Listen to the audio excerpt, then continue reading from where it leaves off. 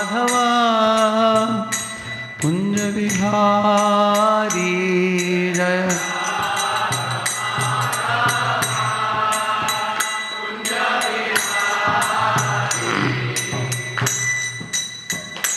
जय राधा माधवा कुंज विहारी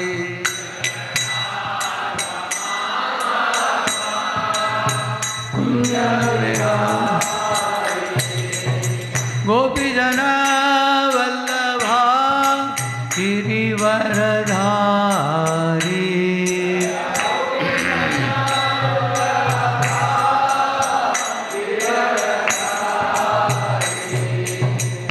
गोपीजन वल्लभा गिरिवरधारी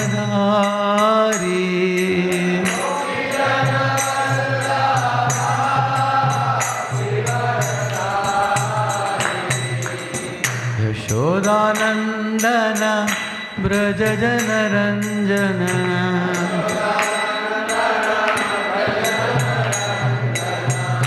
यशोदानंदन ब्रज जन रंजन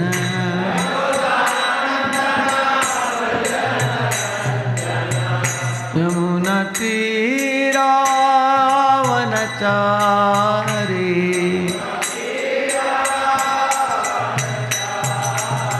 यमुना तीरावनचारी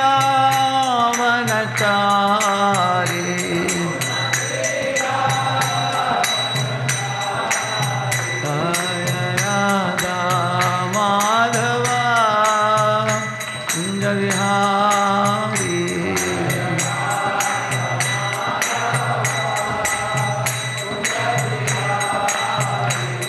जय Radha Madhava Kunj Vihari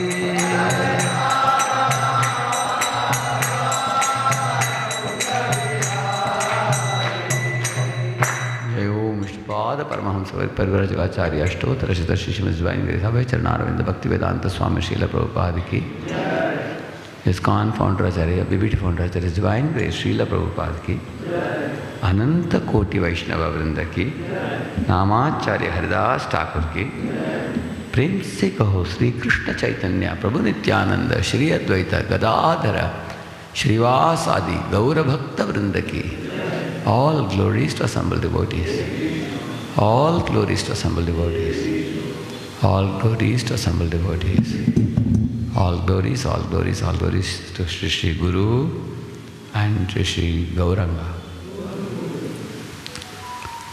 Om Ajnanatimirandasya Jnananjanashalakaya Chakshuvunmilitam Yena Tasmai Shri Gurave Namaha Shri Chaitanya Manobhishtam Sthapitam Yena Bhutale Swayam Rupa Kada Mahyam Dadati Swapadantikam Vandeham Shri Guroho Shri Yuta Padakamalam Shri Gurun Vaishnavamscha Shri Rupam Sagrajatam Sahagana Raghunatanvitam Tam Sajivam Sadvaitam Savadhutam Parijana Sahitam Krishna Chaitanya Devam Shri Radha Krishna Padan Sahagana Lalita Shri Vishakhanvitamscha Namavom Vishnupadaya Krishna Presthaya Bhutale Shrimate Bhaktivedanta Swamini Namine Namaste Saraswate Deve Gauravani Pracharine Nirvishesha Shunyavadi Paschatya Deshadarine Namo Mahavadanyaya Krishna Prema Pradayate Krishnaya Krishna Chaitanya Namne Gauratvishe Namaha He Krishna Karuna Sindho Dinabandho Jagatpate Gopesha Gopika Kanta Radha Kanta Namostute Takta Kanchana Gaurangi Radhe Vrindavaneshwari Shabhanusute Devi Pranamami Hari Priye वाञ्छाकल्पतरुभ्यश्च कृपा सिन्धुभ्य एव च पतितानां पावनेभ्यो वैष्णवेभ्यो नमो नमः। जय श्री कृष्ण चैतन्य प्रभु नित्यानंद श्री अद्वैत गदाधर श्रीवासादि गौरभक्तवृंद। हरे कृष्णा कृष्णा कृष्णा हरे हरे, हरे राम राम राम हरे हरे। ओम नमो भगवते वासुदेवाय।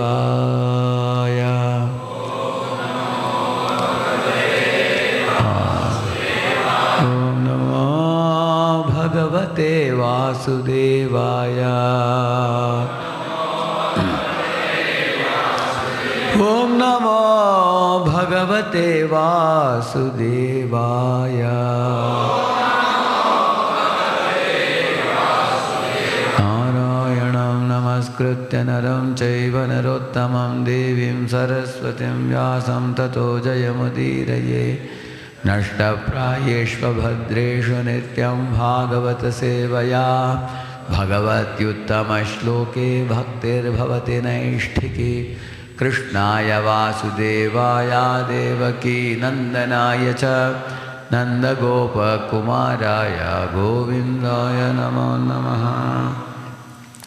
Welcome all of you for the Srimad Bhagavatam class. So this is a prose order sentence verse. This is chapter, the activities of Maharaja Priyavrata, 5th canto, 1st chapter. Is it here? Iti bhava sa jagati patirishwarechaya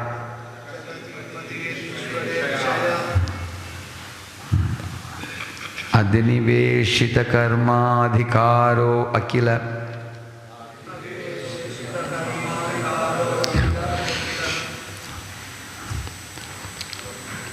akila jagat bandha dhvamsana paranubhavasya bhagavata adipurushasyaangri yugalanavarata dhyana anubhavena parirandita kashayashayo avadatopi manavardhano mahatam mahitalam anushashasa iti.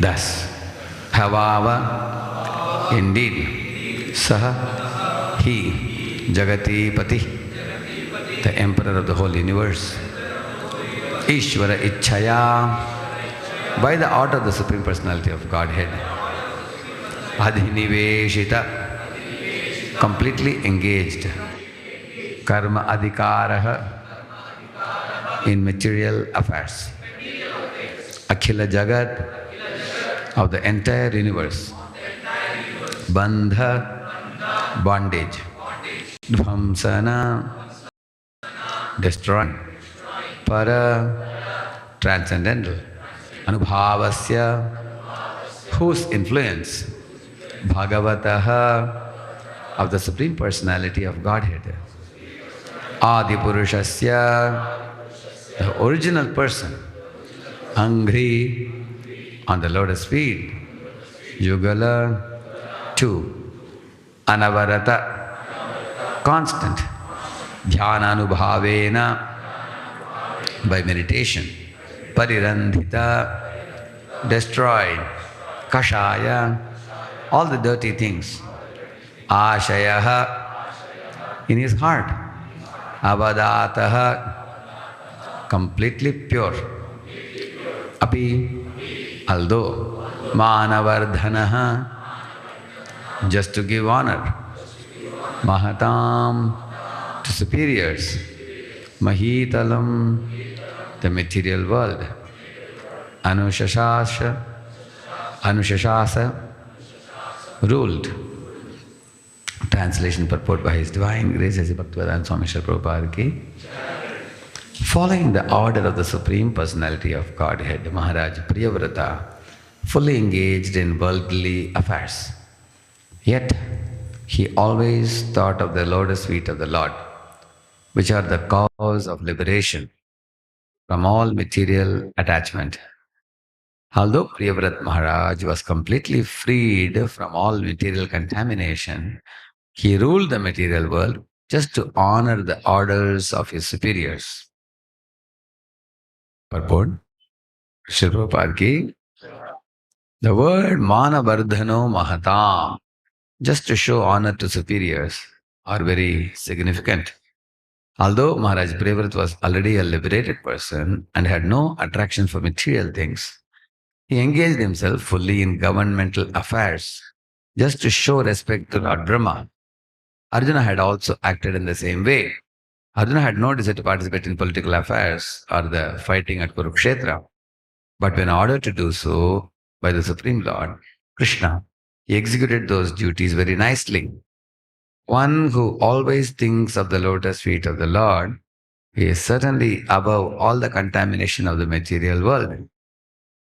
As stated in the Bhagavad Gita, Yoginam api sarvesham madgate nantaratmana shraddhaman bhajate yomam same yuktatamo matah. Of all yogis, he who always abides in me with great faith, worshipping me in transcendental loving service, he is most intimately united with me in yoga and is the highest of all. Bhagavad Gita 6.47.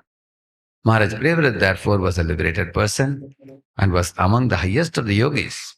Yet, superficially, he became the emperor of the universe in accordance with the order of Lord Brahma. Showing respect to his superior in this way was another of his extraordinary qualifications.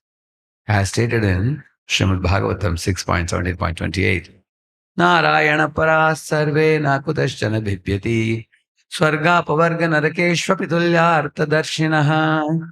A devotee who is actually advanced is not afraid of anything, provided he has the opportunity to execute the order of the Supreme Personality of Godhead. That is the proper explanation of why Priyavrata engaged in worldly affairs, although he was a liberated person. Also, only because of this principle does the Mahabhagavata, who has nothing to do with the material world, come down to the second platform of devotional service to preach the glories of the Lord all over the world. So, the context of the chapter, of this chapter, of activity of Maharaj Priyavrata is like this. Priyavrata was a disciple of the great devotee Narada, and he went to the Gandhamadana Parvat, where, under the expert guidance of Narada, he was practicing devotion service very happily. And he was renounced, Mukta Sangha, it is said. Mukta Sangha has two meanings. One is free from attachment to material relationships, which may be degrading us in our spiritual advancement. Like we say, Bhaktivinoda Thakur says 6 type of uh, materialists. He talks about those who have no faith in God or no faith in morality. One category. Second category, those who have faith in morality but no faith in God. Then there's a third category, those people who have faith in morality and faith in God, but their faith in God is subordinate to faith in morality. They will say, Rama is good, but Krishna is not good, they will say. Rama married one wife, Krishna married 16,000 wives, so not good, they will say. They want to fit God into their morality box. And then there are impersonalists and voidists, that's fourth category. And the fifth category are uh, polytheists, which means they consider different all devatas to be God. They don't know there is one singular supreme. And the last one is dharmadvajis, those who are pretentious religionists. They appear to be religious, but they are cheaters. So one should avoid this type of bad association. One should keep away from this type of materialistic association. So when one is able to stay under the cooling shade of great saints like Narada, such saints like Narada offer the same shade of lotus feet of the Supreme Lord. Think about a hot sunny day where the tar road is melting and you are running on the tar road without any sandals, and your impression of your soles of your feet is coming on the tar road. You have seen sometimes, you've seen like that, huh? At that time, if there is a very large banyan tree by the side of the road, so you immediately run to the shade of the tree. So the tree gives you a very cooling shade. The lotus feet of Krishna is compared to that. huh? So he was actually a Mukta Sangha, which means he had become renounced from material attachments. One type of material attachments I told you, six type of, materialists. Another meaning of Mukta Sangha means one who is free from especially lower gunas like Rajaguna and Tamaguna. Hmm. It's a big relief. If somebody is in Tamaguna, they are dragged and slapped and kicked and punched and buried practically. They have no freedom. A person in Tamaguna is dragged by the lower nature. He is practically helpless. We can see many of the youths when I receive their mails, I see how much they are helplessly tossed by the waves of material energy. Some of them are unable to tolerate it that they even commit suicide. You can see that. Rajaguna, Tamaguna. Rajaguna, many teenage children are struggling with unhealthy comparisons, with lack of competence, lack of ability to prove their competence to others, and also unable to tolerate the criticisms in the front and behind their back, and fear of the future and things like that. So Rajaguna, Tamaguna actually are very painful associations for the conditioned soul.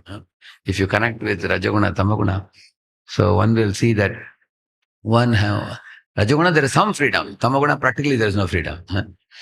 So Mukta Sangha also means you have given up the lower nature. In Sattva you have Sukham and Jnanam. What Jnanam?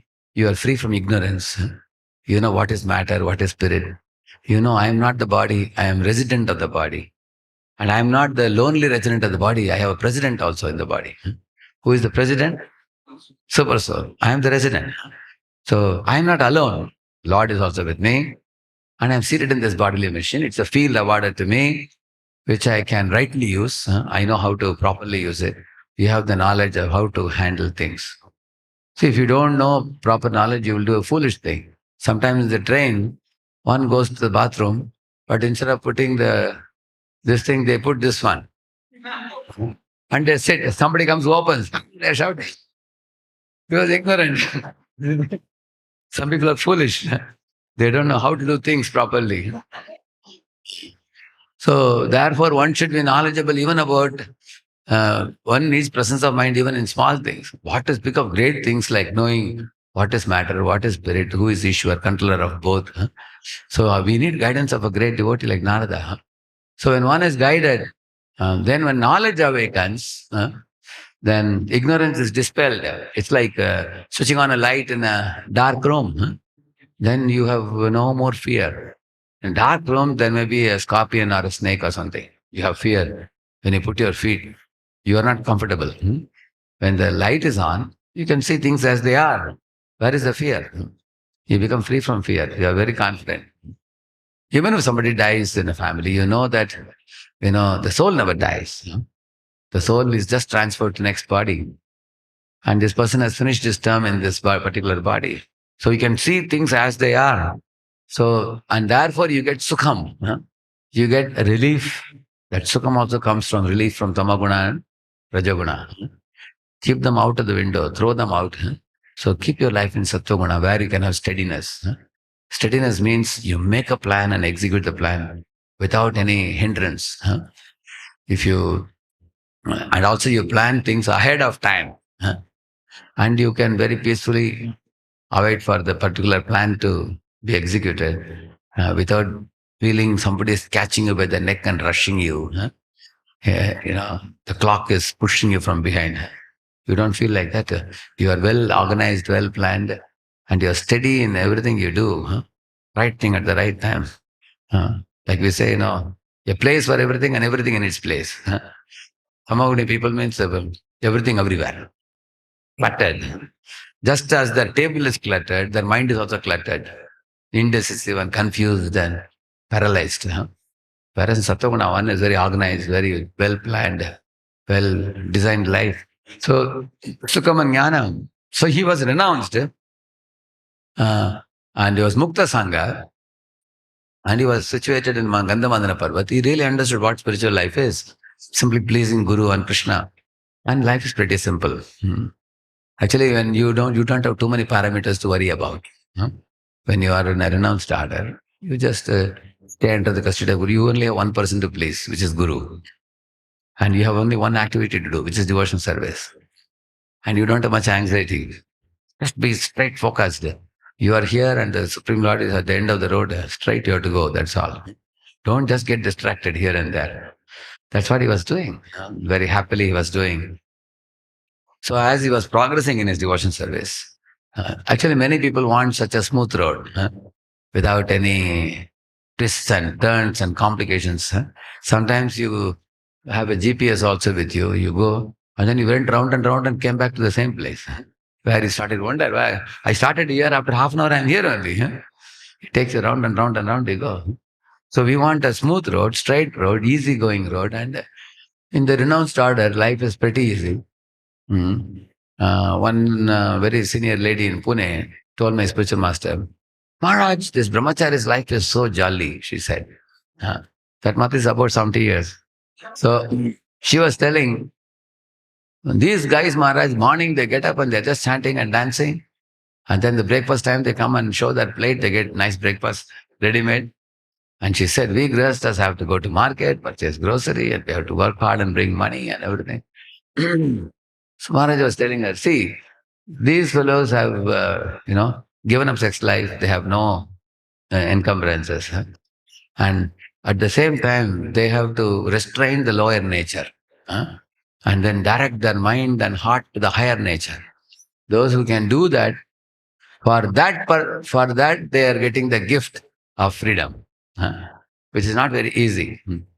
So, if everybody tries that, I will just many times the boys working in companies, they find the job cumbersome, 14 hours, 16 hours. They want to give up the job and just shave up and join the temple as full-time devotees. Why? Because you get 3 times prasad and you relax and you don't have to rush to the office. You are a free bird. But they fail to understand one thing. It's very easy to do that for 1 day or 2 days. It's not easy to do for 10 years or 20 years. You cannot do that because Prabhupada said even the brahmacharis and sannyasis, they rise by 3 a.m. or 3:30 a.m. in the morning till night, 9:30 or 10 p.m. You will see them, they have a lot of hard work to do in ISKCON society. Go out, do Harinam Sankirtan, do book distribution, do prasadam distribution, go to schools, colleges, companies, preach, and also inside the temple, taking care of the Lord, the deities, putting up festivals, organizing many things within the temple. Prabhupada said ISKCON is not a free hotel. Prabhupada writes, you put the word free hotel in Bhagavatam, you will get. Prabhupada says in the Bharat Maharaj section, many times Grihasthas may not be aware in ISKCON that brahmacharis also work very hard. They work probably more than outside people also. Because brahmacharis sometimes work for 18 hours a day also. Because they sleep only 5.5, 6 hours. Many times. Because they know their private life. Their only life is being in the temple. You don't have a temple life and your own private home. Here there's no private home. Temple is home and office, both for them. So you'll be easily caught for service. Prabhuji, it seems you have some free time, come here. Immediately. Isn't it? So Maharaj was telling that these fellows work slog hard. Only difference is these fellows work only for Krishna. They don't have to work for anybody else.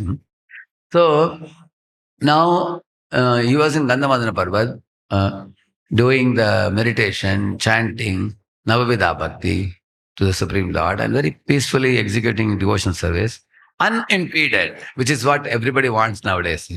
I want to just do my devotion. You ask any Mataji, for example, this small baby at home. You see, husband has to be made ready to go to office. His in-laws are there. They are very old. We have to take them to doctor. And also cleaning the house and cleaning the vessels. Oh, so much cumbersome. One may feel like that. So many duties are pulling us. Similarly, the man who goes to office, he has to hear the yelling boss sometimes. Sometimes he has to have uncooperative colleagues sometimes, or slow moving colleagues who don't do things on time. So many times people do face challenges in life and they feel that why can't spiritual life be smooth sailing? How nice it will be if everything is arranged for me. But it's a fact that life is not a bed of roses. You will always see that there are thorns and pebbles on the way. One has to face those things and all life. Like brahmacharis, Prabhupada says brahmacharis are attached and detached. And grihasthas are attached. And then sannyasis are detached. He says in one of the purports. So if somebody has been a brahmachari or a sannyasi practicing renounced order for 20, 30, 40, 50 years, eventually the magnitude of attachments reduces depending on the intensity of practice gradually. But in the early stage, the attachments are very high. So that is like a war against Maya, which they have declared when they join as brahmachari. But as you get older and older and older and you have sincere and serious practice, attachments magnitude reduces. And then they become, proportionately their attraction for the Lord increases. It's like X and 1 minus X. It's like that. So degree attraction for material enjoyments reduces, that much proportionately attraction for Lord and services, everything increases if you are situated under a Vaishnava Guru and practicing spiritual life properly. So during that period, that phase of life, they have to naturally struggle and overcome the Maya. How do they do that? By hearing, Shravanam. Because some people hear and wake up and they understand, I don't want to get entangled in this world, let me get out. Some people hear and see others suffering. Huh? They see that, oh, my same boy who was studying in the same class, now he got a job, he got wife, he got children, and they have so many responsibilities. Now he's struggling, to put up the family, and they see that it is suffering, so they don't go. There are some people who hear, who see, but they have to experience it. When they get married and beget children, and slowly they come to grip with the understanding that, the way life in this world is not very pleasurable, not very pleasing. Because, see, when a boy and girl are young, in teenage, they live in a dream world. Because they have seen many movies, that's the problem. Because many times they think life is also like, we call it a real life and real life. So life is real life or real life. Yeah. Is it same as real? No. Once they marry, he finds that once the baby has come, wife also can get sick sometimes, and you get sick sometimes, children get sick sometimes. Bills are coming. You know. So then a person realizes, my Lord, this is not what I wanted. I wanted enjoyment, but I'm getting suffering. I think I got entangled in MS or something like that. One realizes after getting that experience, one gets. At that time, one desires release from that situation, but one cannot get released because you have accepted Pani Grahanam. So a father is giving his daughter in marriage to a boy. It's called Kanya. Yeah. And the boy is accepting the hand of the girl and going around the fire. That is called Pani Grahanam. Pani means hand, Grahana means to accept. Then he has the sacred duty to take care of that girl throughout the life and then give children and then maintain the house and everything. One should be responsible. And then, and they both, if they advance in spiritual life, then the family life won't be so miserable. The degree one is spiritually advanced. I have seen many, many couples, husband, wife are so blissfully situated because if you are spiritually very seriously practicing, then you get realizations in Krishna consciousness which keep you very happy. Contact with Krishna gives you bliss. Contact with Maya gives you suffering. But most people are foolish. They keep contact with Maya and forget Krishna, so they get suffering. That's a problem. The more you come in closer and closer, same with brahmacharis. Brahmacharis who are in contact with Krishna more and more, they are ecstatically situated. And brahmacharis who are not in touch with Krishna, they're more in touch with Maya, they're static, not ecstatic. What are they doing static? Looking at the sky. What is my future? After I turn 40, in case I change ashram, what will happen? Mera kya hoga? are thinking like that. They feel lonely. Sometimes they feel lack of some emotion. Maybe if I marry some girl will come in my life and supply some emotional support and things like that, foolishly. So in this way, because they are not in contact with Krishna. So if one is in, that means both brahmachari and grihastha, they have to be in contact with. That is the secret. If one wants to be happy in any ashram, whether brahmachari or grihastha, so one's life will become easy. Like Arjuna, for example, alone he would have been miserable in the battle. But who was with him? Krishna was with him. So he didn't have to worry because Krishna was his friend, philosopher, and guide. Huh? He was an encouraging friend, and he was a philosopher who could clear up the path for him. No more confusion, no more indecision. Full clarity he got by the philosophy he spoke. Huh? And guide. He's telling Arjuna, like Nivata Kavachas came at one time. So Krishna told, stop this war. You have to go there. Arjuna said, what about this? Krishna said, forget it. Nivata Kavachas, nobody can defeat. They are aquatic demons. And they have been there for quite some time. This is that time. And Krishna diverted him and took him there. And then for this army, he arranged another person. So you will see Krishna's guidance was so precise at the right time. Similarly, for a devotee who is in touch with Krishna, at every moment Krishna is guiding. See, you are becoming proud, give up the pride. You are becoming unnecessarily greedy. Don't be over ambitious. Be happy with this. The super soul is constantly speaking. And we may not be able to hear the super soul, but we may hear the mind which is greedy or lusty or proud or something. But the more a devotee is in touch with Krishna, then Krishna's sound vibration becomes very prominent, very loud and clear. No more ambiguity. Same thing Guru is speaking, outside, director within and preceptor without, we say, no? We are, if you cannot hear the super soul, then we should hear the spiritual masters, teachings and then faithfully follow that. So, in this way, in his state of Mukta Sangha, he was pretty happy, Priyavrata. Very satisfied, happy, enlightened. Who will want to trade such a life with anything, short of that? That was Priyavrata. He had no inclination for marriage at that time. He was satisfied. At that time, there was a need, there was a very great, dire need in this world for a good leader. Because what happened was, Priyavrata and Uttanapad were brothers, and they had three sisters, Devahuti, Akuti, Prasuti. And these five children were born to Shatarupa and Swayambhamanu. Now, Swayambhamanu, being a father, he wants to retire now and go to forest because the kings would go to forest after 50 along with their wife and they would practice vanaprasth, ashram. What is the difference between 50 plus and 50 minus, if you see? Between the age 25 to 50, a husband and wife are supposed to engage in religious activities together and then derive some sukriti, bhakti sukriti. Plus, they have to put up the family also. Like a husband has a profession and wife is a homemaker. Children are small, they have to raise now. So many responsibilities to be fulfilled. Daughters have to be married. Son has to be settled in life. So there are a lot of things. And also social obligations. You have so many relatives who are supporting you. You have to go for many, many social invitations and things like that. 40 sanskaras have to be performed, out of which 10 are very vital. They have to perform purificatory ceremonies and all that. So, Grihastha Ashrama life is compared to climbing a mountain in the Srimad Bhagavatam.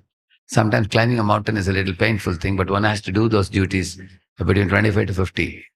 Out of the four orders, Brahmachari, Grihastha, Vanaprastha, Sannyas, the contact with women for the sake of begetting children, that's only in Grihastha Ashram. In Brahmachari Ashram, women are called with the Brahmacharis as mother, Bhavadi Bhikshandehi. Women are seen as mothers. And when one takes to Anaprastha, one may be living with one's wife, but not for sex life. One is staying with one's wife like a spiritual partner. And both of them are enthusiastically planning how to advance in spiritual life. How to gradually detach from matter and attach to Krishna. That is the third phase of life. First phase of life is learn and grow. Learn the Vedic literature and grow in maturity. Second phase of life is Grihastha Ashrama is engage and earn. Engage in religious and devotional activities and earn bhakti sukriti.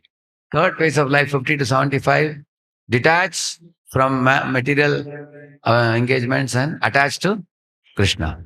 And last phase of life, 75 to 100, pray and prepare uh, to go back to Godhead. Now, beyond 75, the body can anytime run out of fuel. Then we may have to quit the situation. Then one has to become very prayerful. And our only companion is the super soul. Everybody else will leave us behind. And we have to hold on to the lotus feet of the Lord at that time. So pray and prepare. In this way, in the Vedic life, it's very nicely organized. Beyond 50, one will go to take Vanaprastha to forest, just like Prithu and Archi went to forest. Malayadvaja and Vaidarvi went to forest. Dhritarashtra and Gandhari went to forest also. In Bhagavatam, many examples you will read like that. So some of them go with their wives. Wife want to come. If wife doesn't want to come, the wife will stay with son. Son will take care of the mother and the father will proceed ahead. Sometimes the wife will go with the husband to stay in the forest with him, maybe for 5 years, 10 years. After that, the husband wants to take sannyas. So she will grant him permission. And then she will come back to home. And whatever spiritual learnings she gathered in the husband's company, she will come and teach the children. That way, the family becomes spiritualized also. The sons, daughters, they become more wiser. So that when they grow, they can also take Vanaprastha at the right time. Like that. Such a beautiful system it is. So, and the husband will proceed ahead. Kutichaka Bahudaka Parivrajaka Paramahamsa. Kutichaka means he lives in the same village in a cottage, and wife goes and supplies prasadam box, dabba. Dabba prasad she will supply, and husband will only take prasadam from wife, and then he will be doing devotional practice. That is Kutichaka. Bahudaka means he will tell his wife, don't supply food now. I will go home to home and beg alms, just like whatever Goswamis did. Madhukari. Like that he will do. Then once he becomes more mature in spiritual life, then he goes to Parivrajak, which means he travels, from village to village, town to town, distributing Yare Deko Dareko Krishna Upadesh, doing that. And then when he becomes very exalted, he becomes a Paramahamsa, fourth stage sannyasi, very exalted like that. So, in this way, the Vedic life inspires all living entities to proceed towards the Paramahamsa platform eventually. So Priyavrata was celibate, who hadn't married and he had no intention to marry. He was planning to continue. He was Mukta Sangha very happily. But the problem was his brother Uttanapad, he became a king. Then his son Dhruva became the king. Then Dhruva had some sons who were one of the sons, Utkala. One fellow was a Paramahamsa also. He was Avaduta, very exalted. And then some other sons they took up also. But then the lineage at certain point of time faced a dead end. There was no more continuation because sometimes a king has no son and to continue the Vamsh. So at that time, now Swayambhu Manu was in trouble. So he went to his son in the Gandhamadana Parvata and said, my dear son, I am an old man and you are young, so you should take up the rule of the world. He was not just eager to make his son king, he was desperate because it was a need of the hour to rule the world. The one boy who became brahmachari in a temple, he was asking, Prabhuji, because Swayambhu Manu called Priyavrata, then he had to go for marriage. So do I also have the responsibility to go back and get married? He asked. I said, you are not going to rule the world. You only have one small family. You are not king of the world. You just better stay only. Of course, if you want to marry, you can marry. Isn't it? What? I asked him, if you get out of the ashram, what great thing are you going to do? Are you going to deliver the world or protect the world? Then your going is meaningful.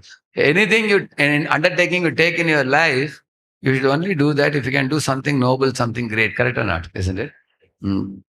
Similarly, another boy was asking, Guruji, I heard that Kshatriya kings, if a woman comes and requests him for a union, they cannot say no. And he said, Guruji, I come from a Kshatriya family. Like that he said.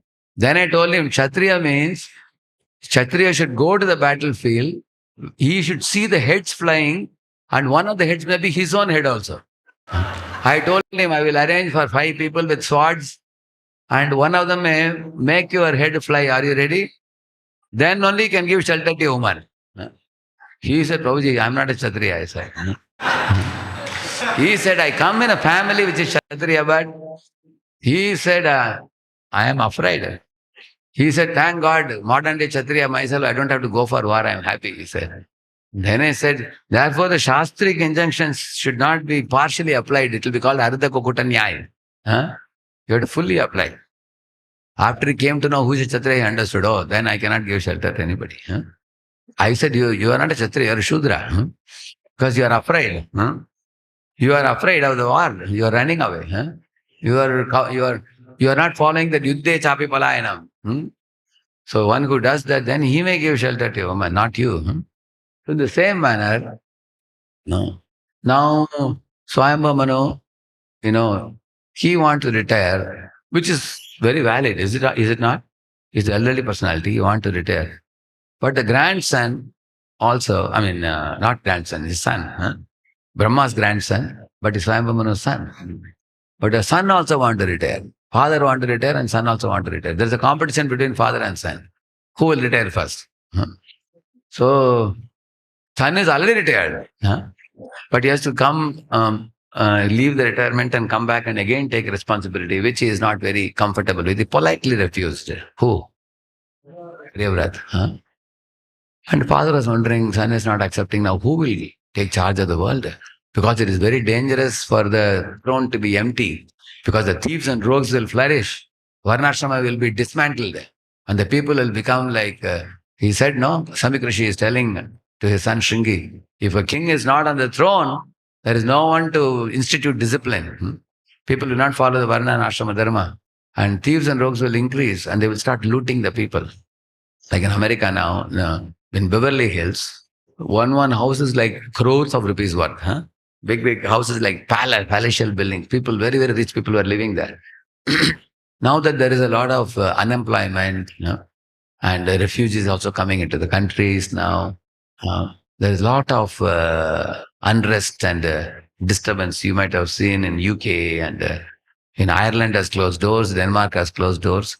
Now UK is facing certain challenges. Similarly in US also, many people are entering. So now there is a kind of, everywhere there are problems. So in Beverly Hills, there are thieves and rogues entering the houses and, looting the houses and killing rich people. And it may be very difficult for police to suddenly handle multiple problems in different parts of the country.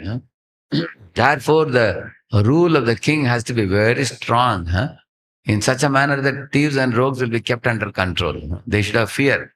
Not that anybody does anything and there is no one to ask. So the king's role is very important.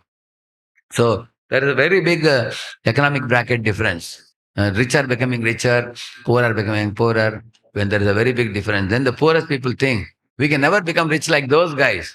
Then break into their houses. Like one family was selling in South, both the sons are abroad and the parents are in South, and they are getting beyond 70, 75. And the second son told them that I'll put you in the old age home. At least there you have 40, 50 people staying, and there is a very good protection mechanism. If you are in a very big independent bungalow staying at home, if a thief comes and breaks in, they won't be able to have the strength to fight back. Correct, no? Security concerns. So the thieves and rogues flourish in a kingdom where the king is absent, or the king is a coward. So Priyavrata's role was very important. Not only to keep the law and order, but also to uphold Varnashrama also. What is Varnashrama? Varna means Brahman, Kshatriya, Vaishya, Shudra. The society should be categorized. The Brahmanas study the scriptures and teach. Kshatriyas offer protection. Vaishyas are producing economy, protecting the cows and trading and farming they do. And the Shudras assist the other three. And the whole society is properly, there is a division in the society. So everybody does activity according to the psychophysical nature and very satisfied. Because once people are doing activity according to the psycho nature, mind becomes peaceful and they won't trouble others. You will see that when a boy gets properly engaged in a job, he is making money, then his mind becomes peaceful. Somebody suddenly laid off from the job, again mind is disturbed. Every living entity wants some engagement. And according to his nature, engagement should be given. And the ashrama is also very important, because Ashram is for spiritual progress, Varna is for material progress. Both are combined together as Varnashrama. Materially, one should be peaceful. Spiritually, one should be active. Then Brahmachari, Grihastha, Vanaprastha, Sannyas, that is the ashram order. So, who does this? So, Maharaj, the first thing he did as soon as he became the king is divided the people in Varnashrama. He divided. So, the whole society was very, same thing Bhaktisiddhanta Thakur did. He created this Brahmachari, Grihastha, Vanaprastha order because he said that if you organize it, then the large scale preaching can be done also.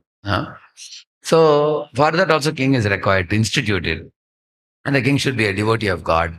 He himself goes to temple, bows down to God, and then teaches the people how to be a devotee. So, Priyavrata is not ready. He's politely refusing. Swayambhumanu wants him. No, and then Swayambhumanu thought, let me go to higher authority. Like going to GBC now. Who is that? Brahmaji. So he went to Brahma and said, see, my son is not ready. He is not ready to take my role. Do you want me to run the show? I am already old man. And I have to worry about my spiritual upliftment also. What do you do? Brahma said, don't worry, I am coming. Then Brahma came in the swan carrier with many rishis and devatas and everybody and was landing on a helipad in Gandhamadana mountain. And Narada saw him and Priyavrata saw. And immediately they reached that spot and they offered obeisances because Brahma is a very big personality. He's the first created living being in the material world, son of the Supreme Lord, Garbhodakshaya Vishnu. He has 4 heads and his body is made of intelligence. Most wisest personality, first Acharya for Guru Parampara also. He has multiple qualifications, multiple credentials, highly respected by everybody. So now they both offered obeisances and then Brahma smiled compassionately, it is said. Why he smiled? He said, hey, my grandson, you are so naughty, you are not accepting.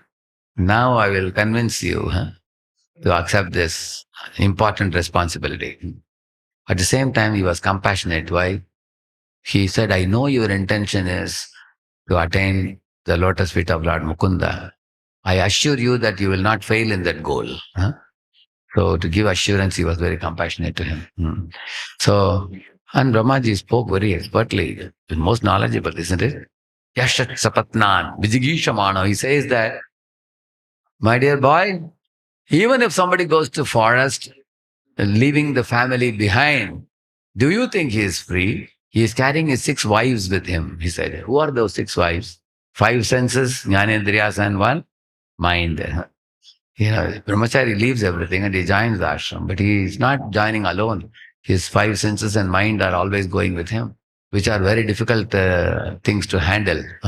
The 5 senses are always hankering. So it is said, when one takes to renounced order, there is a hankering for enjoyment. And when one takes to the married order, there is frustration. Because by contact of the sense and sense objects, Krishna says, Yehi samsparshaja bhogavars, one gets misery. So one is hankering, one is frustrated. Then who is happy? Only one who sublimates is happy. One is neither hankering, na shochati, na kankshati. And then he comes to Brahma Bhuta stage. So Jiva Bhutas have to become Brahma Bhuta. Jiva Bhuta means we are troubled by gross and subtle bodies. Gross body gives diseases, subtle body gives depression, and hankerings and all. We suffer. But Brahma Bhuta means a person is purified. Purified mind, purified body, which is absorbed in Krishna. So that such a person is like Rishike and Rishikesha Sevanam Bhakti Ruchate, is blissfully situated. So, but Brahma told him that, okay, you have renounced everything. That doesn't mean you are a free bird. And I have identified that you have an ability to rule the world. Because you are coming in which lineage? Kshatriya lineage and very noble family. You have the ability to rule the world. If you didn't have that ability, I won't call you. Because if somebody is not meant for ruling the world, there's no point forcing them. Like we say now, skill and will. Now, Priyavrata has the skill, but he doesn't have the will. So Brahmaji inspired him to develop that willingness. If somebody lacks the skill, although he's very willing, Like some devotee is telling, Prabhuji, I am ready to sing, lead the kirtan, but he cannot sing well. So it's no use. You may say, Prabhuji, you are right at 4:30 in the morning to sing Mangalarati. Unfortunately, he cannot sing so well. He doesn't know Tala, he doesn't know Raga. He will spoil the show. So which one is important? Skill, will? First, what do you need? The skill is required. To rule the world, you require some skill. He had the skill, dear brother. So Brahma said, I have noticed that potential in you. You have that. And I just want you to be willing to accept this responsibility. So naturally, Priyavrata turned to his guru, Narada. This new problem has come, what to do? Narada nodded his head and said, you can agree with this, no problem. Then he told Brahmaji, okay, I agree, I surrender to you. Because it's a very challenging situation. Here you see Narada is a Mahajan, Swayambhamanu is a Mahajan, isn't it? And Brahma is also Mahajan. So three Mahajanas are together. So very challenging situation, whom to follow. Of course, his immediate authority is Narada, and his higher authority is Swayambhamanu. Above him there is Brahma. So there are three higher authorities. So fortunately, all the three authorities concurred in their, decision. Of course, Brahma said it, and the next to Swayambhamanu naturally wanted it. And Narada would have been happy if this fellow can continue in the renounced order. But then Narada is father. He's father of Narada and the guru of Narada also. Who? He's both. Father and guru, he cannot refuse him. So he has to take the responsibility. So Narada also inspired him to accept the responsibility. And Brahmaji told him, I'm very grateful to you, happy that you are taking the responsibility. It's the order of the Supreme Lord, it is not my order. He told her, I know this is the desire of the Supreme Lord and order of the Supreme Lord, you accept this. But I promise you that you will not get entangled. You will be protected because you are doing it under order and direction of superiors. You are not whimsically doing anything. So then he accepted the married order. At that time, Parikshit asked a question when he heard about this. He said, earlier he was Mukta Sangha, now he is becoming Abhinivishta. Abhinivesh means absorption in material entanglement.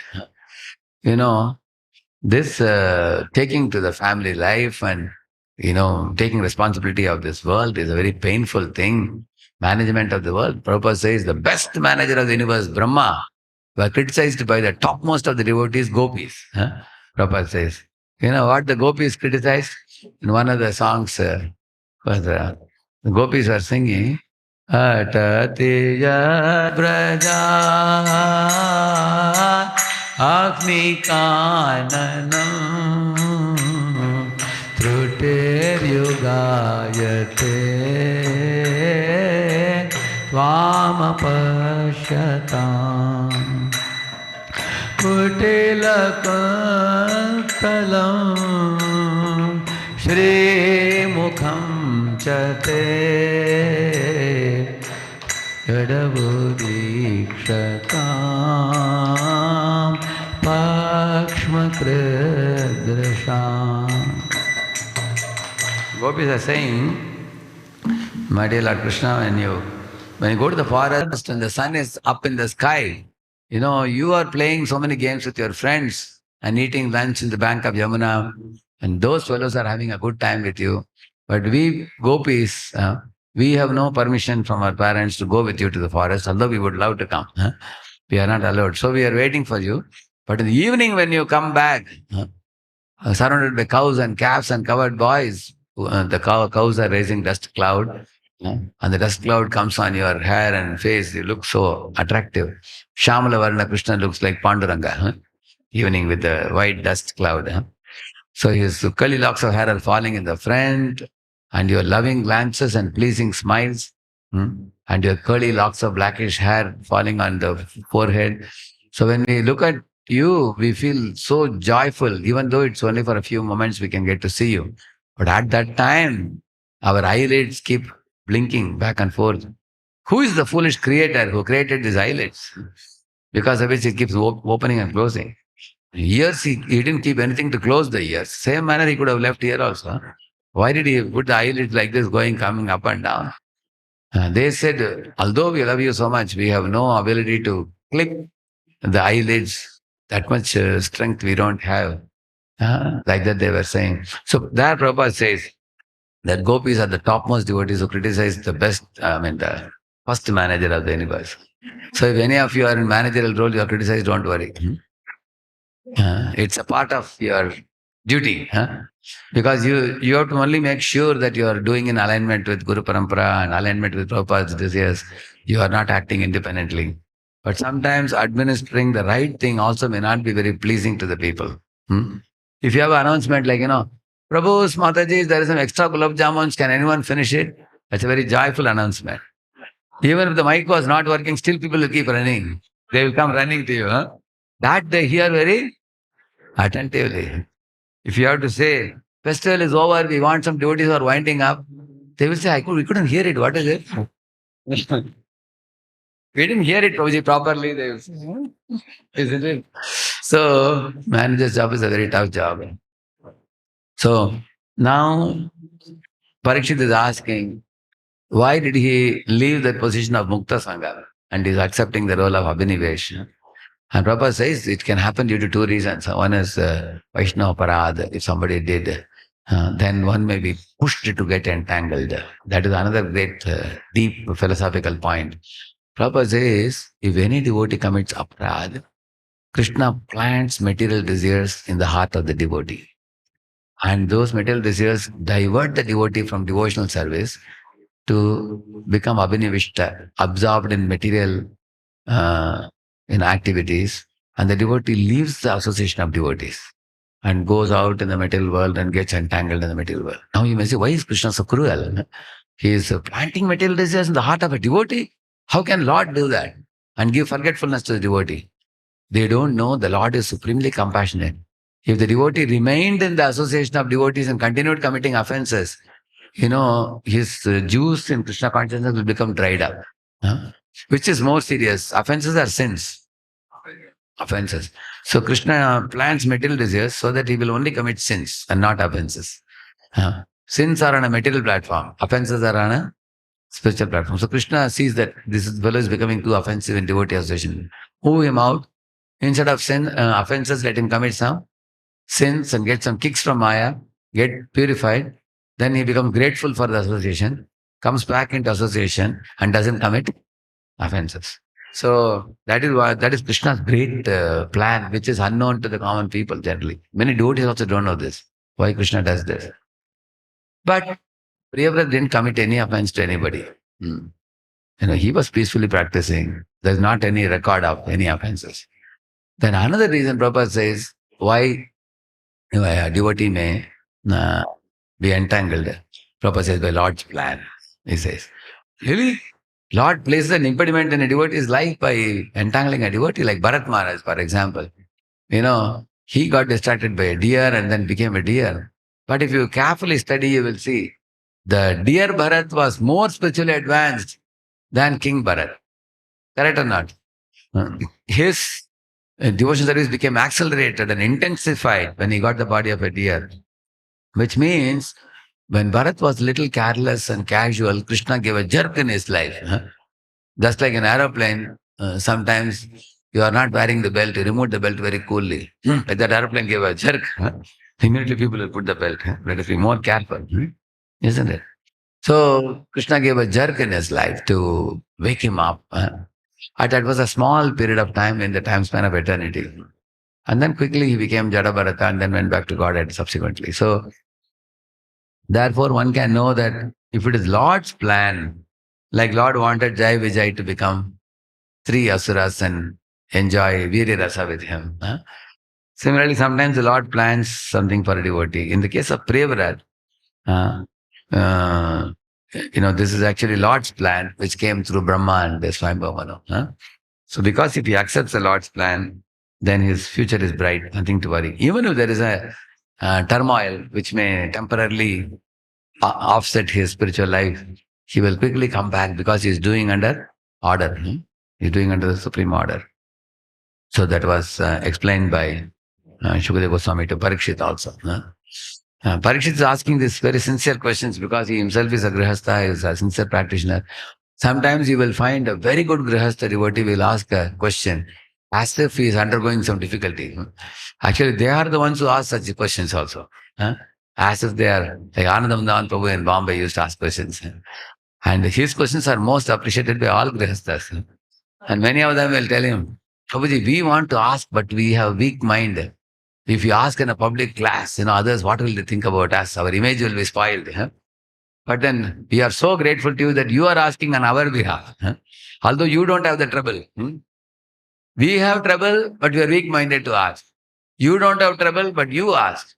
And Maharaj, Ranath Maharaj, the answer he gives for your question, that benefits us more. Huh?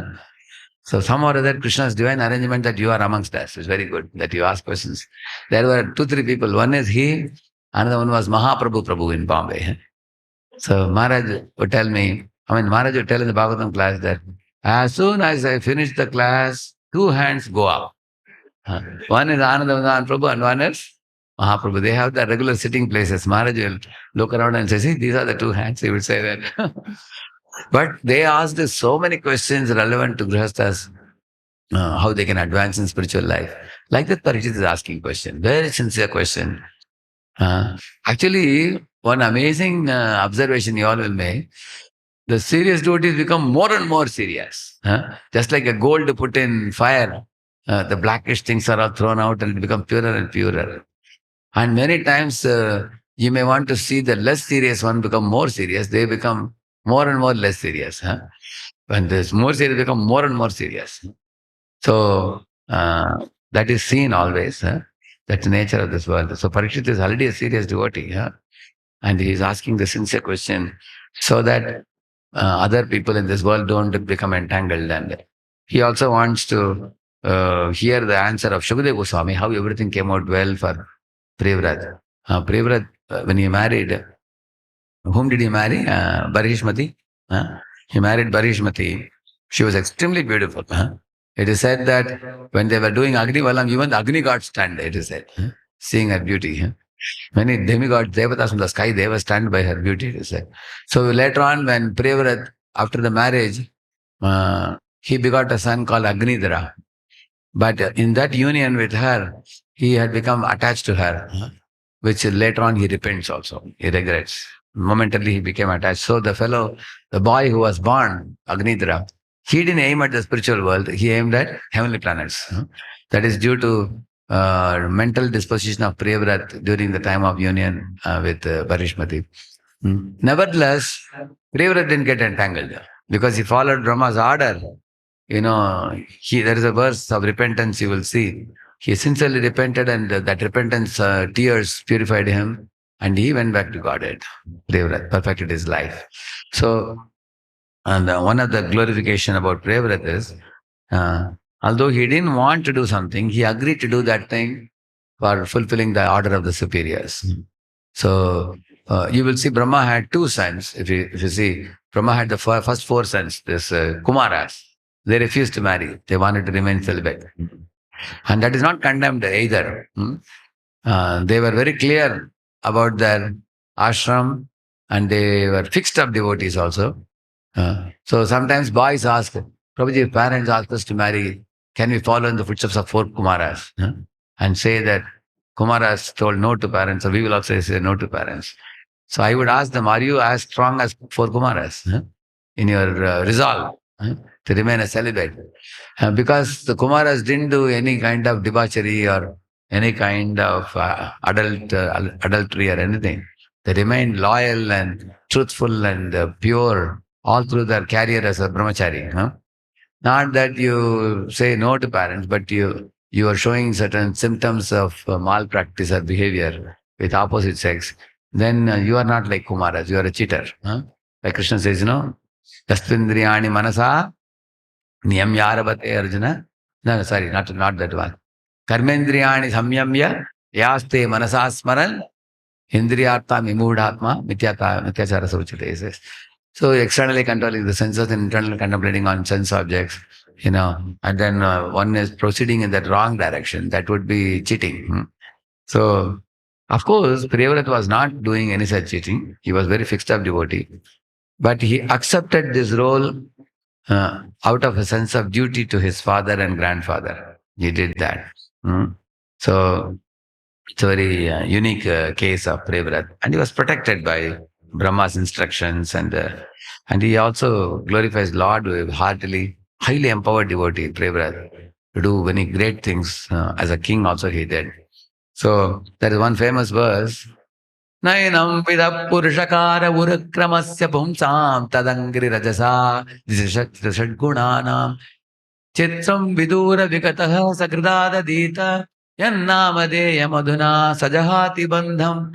This verse says, Nainam vida purushakara urukram. There are two words used in Sanskrit, Daiva and Purushakara. Purushakara means by your own endeavor. Daiva means by the empowerment of the Lord. So out of the two, which is great? Daiva. By your own Purushakara, you can do this much. By divine empowerment, you can do this much. Like Arjuna, he was given the Gandiva bow and Krishna empowered him and he did wonders beyond any human comprehension. One Bhishma Pitama Prabhupada says is like 25,000 Arjunas, he says, in one of the lectures. He was so mighty, but he defeated big Timingalas in the battle. Similarly, this verse which I told you now is about Priyavrata. He did many great, marvelous acts as a king, empowered by the Supreme Lord and his grandfather, Brahma. So, and then he's saying, Jita Shad Gunana. A conditioned soul who is attached to sense gratification can very easily kick away all the Shadripus of Kama, Krodha, Lobha, Mada, Moha, Matsarya, everything. If one gets the dust particles from Krishna's lotus feet on one's head, the Guru Parampara one gets. So Priyavrata got that dust. And then he was an empowered devotee. So his following and aligning with the order of the superior is glorified here. Now, one last point, when all of us in our life, our manager is telling us something to do, we are not very happy with that service. We have attraction for some other service, but manager wants us to do some another service. So what do we do? Many people have this question. Authority wants one thing, I want to do another thing. Generally, what I tell people, see, there are three type of activities we all do. One is, Vihita karma, Kamya karma, Nishiddha karma, we call it. Vihita karma means your authorities tell you to do, you do it.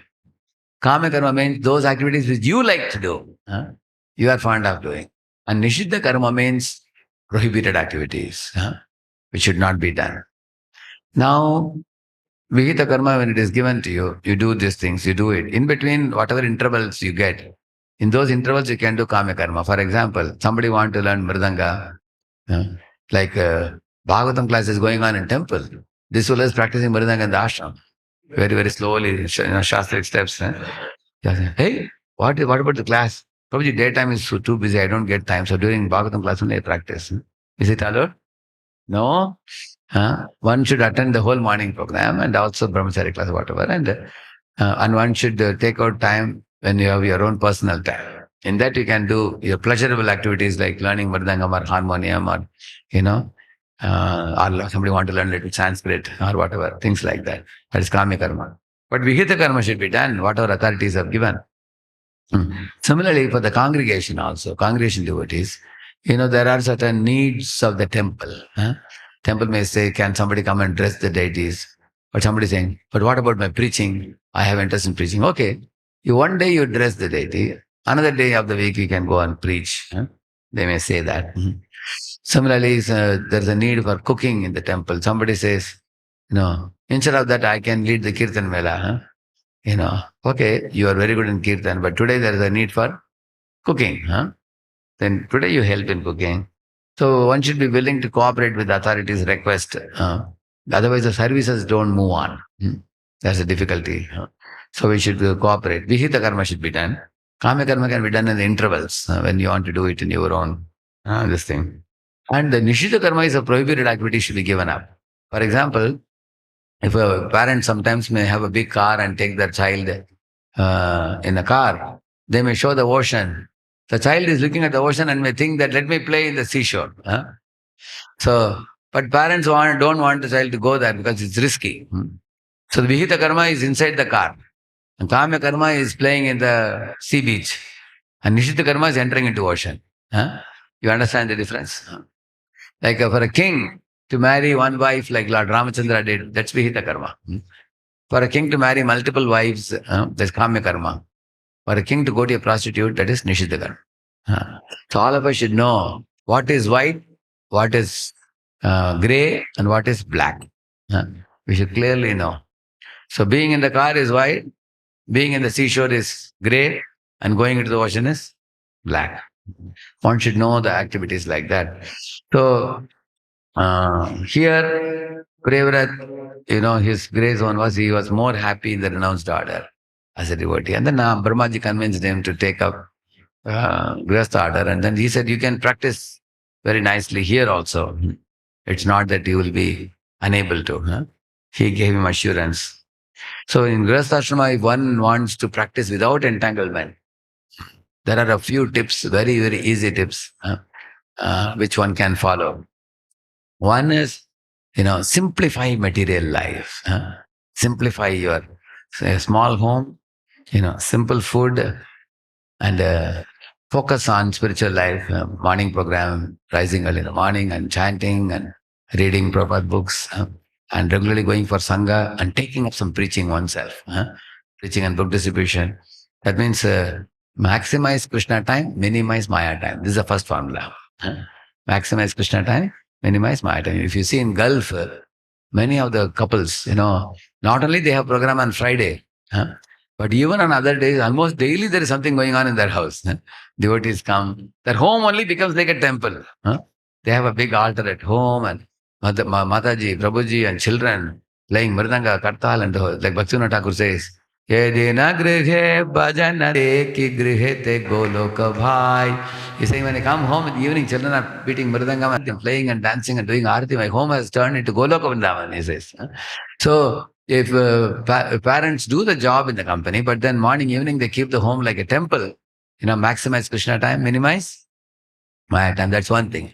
And another thing I told you is simplify your material life, which means, do not lavishly spend for luxuries. Save money and try to live with meager needs. For example, Prabhupada was very, very calculative. You've seen that? Even 10 rupees if he spends, he will write down. Hisab kitab. He will keep the accounts very, very pakka. He will not waste anything very easily. So, generally what happens as we earn more salary, we spend also big. Like you got a little bigger salary, bigger car, then bigger house, more costly dress. Then in this way, we start increasing our this thing. And due to that, what happens? We don't save also, and we get everything big, then maintenance takes away a lot of time. So therefore, simplify material life, I told you. And another thing, safeguard your tongue. Because with the tongue, we can speak bad words, we can speak harshly, or with the tongue, we may speak false of others.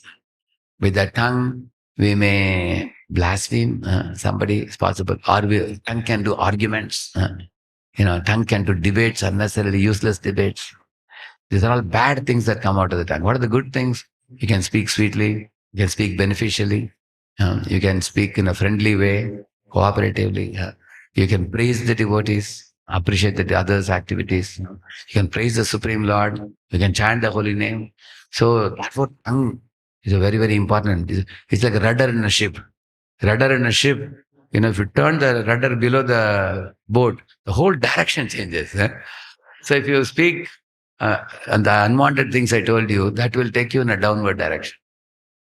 If you learn to speak pure things, that will take you in upward direction. So one has to safeguard the tongue. In case some of us are feeling that, Prabhuji, my tongue is not so controlled, better to keep silent. Because he says, speak fitly or be silent. Because, silence is better than speaking those unwanted things which I told you. Anudvegakaram vakyam satyam priyahitam chayat swadhyaya abhyasanam chaiva vangmayam tapavujjate. He says, don't speak in a way agitating to others, speak in a pleasing way, speak in a beneficial way, speak from the Shastras, isn't it? Yeah. So, speech. And another thing with the tongue we do is, eating. If you can control the tongue, it is said, Jitam sarvam jite rase, it is said. If you conquer the tongue, all other senses are automatically conquered. All other senses are subset of the tongue. If you just conquer the tongue. So how do you conquer the tongue? Sanctioned, sanctified, regulated food one should eat. Sanctioned food is vegetarian. Of course, all of us are vegetarian. Sanctified is prasad. That is also something we follow. But regulated is one thing very challenging for devotees. Once my senior shaman was telling, I asked, why after coming to ISKCON, devotees eat lot of sabji and a lot of rice and everything. So he said, because other senses they are controlling, all the push of the senses, everything has come to the tongue now. So they think this is the only sense gratification. Look, like that they think. Because you cannot enjoy other senses. So everything comes to the tongue. So therefore one should be regulated. Because his Prabhupada says in the Bharat Maharaja section, if you overeat, what will happen? You will oversleep. Instead of 6 hours, you will sleep 12 hours. 10 hours, 12 hours. Then when you oversleep, then you get disoriented. Body becomes fat, your head becomes heated up, you get obesity, you get disoriented, and then you lose time, you lose focus, you lose concentration, you have no time for spiritual activities. So 6 hours is good enough. So light eating in the night. So early to bed, early to rise is another solution. Everything begins with early to bed. If you sleep at 9:30 in the night, get up at 3:30 in the morning, you get the golden hours of the morning to hear Prabhupada lectures, read Bhaktivedanta purports, chant the holy names. Nobody can disturb you. All fellows are asleep. So you are a free bird in the morning. But daytime, everybody will catch you. So early morning, now golden hours, one should try to maximize, if possible, 1.5 hours before the Mangalarti. So in this way, early to bed and early to rise one is a solution. And tongue, as I told you, tongue has two activities. Tongue is simultaneously karmendriya and jnanendriya. It's a jnanendriya because it gives taste. It's karmendriya because it speaks. So one has to control the tongue in speaking and eating habits. That's why he says, Sevon mukhe hi jighvadao swayameva suratyadaha. Krishna manifests in the heart of a devotee who uses the tongue properly. It begins with the tongue. So simplifying our material life and also maximize Krishna time, minimize Maya time, and the usage of the tongue. Third thing I told you, usage of the tongue. And also, if you occupy your time with Krishna, then Maya is ousted out. You know what is oust? To do like push and throw a person out. So, because many people who don't take up preaching, they never study also. But if you take up preaching, you are forced to study. You will see most of the people who are not touching Prabhupada's book, now they are all the time found with Prabhupada's book because they have to give programs. So take programs, and then you will trick your mind to read Prabhupada's books. So in this way, take up some preaching activities. Matajis can preach to girls and children and married women. So many people are needing. A girl is going to get married in 3-4 years. She requires guidance. And a girl who is just now married, she has to be trained also how to live in the in-laws' house as a proper devotee. Bring good name to ISKCON and Prabhupada. And a girl who is pregnant and she's a woman now and she's going to beget a child, they need so much guidance also. And somebody has a teenage, adolescent children, they also need guidance. So Matajis can keep the family peaceful and happy by training all these different categories, beginning with children. Similarly, Prabhujis can do book distribution, prasadam distribution, preaching, and take lead, and the wives are assisting them. We can take leaps and bounds. Jayapataka Maharaj I heard that he wanted several dozen temples in Bangalore here. So much activities can be done, preaching centers, satellite centers. So if you keep your time occupied with multiple engagements like this, then Maya will be ousted out. Like that. That's what I was telling you, that this increases your contact with Krishna. Deity worship is very important for Grihasthas, especially Grihasthas. Jiva Goswami says that.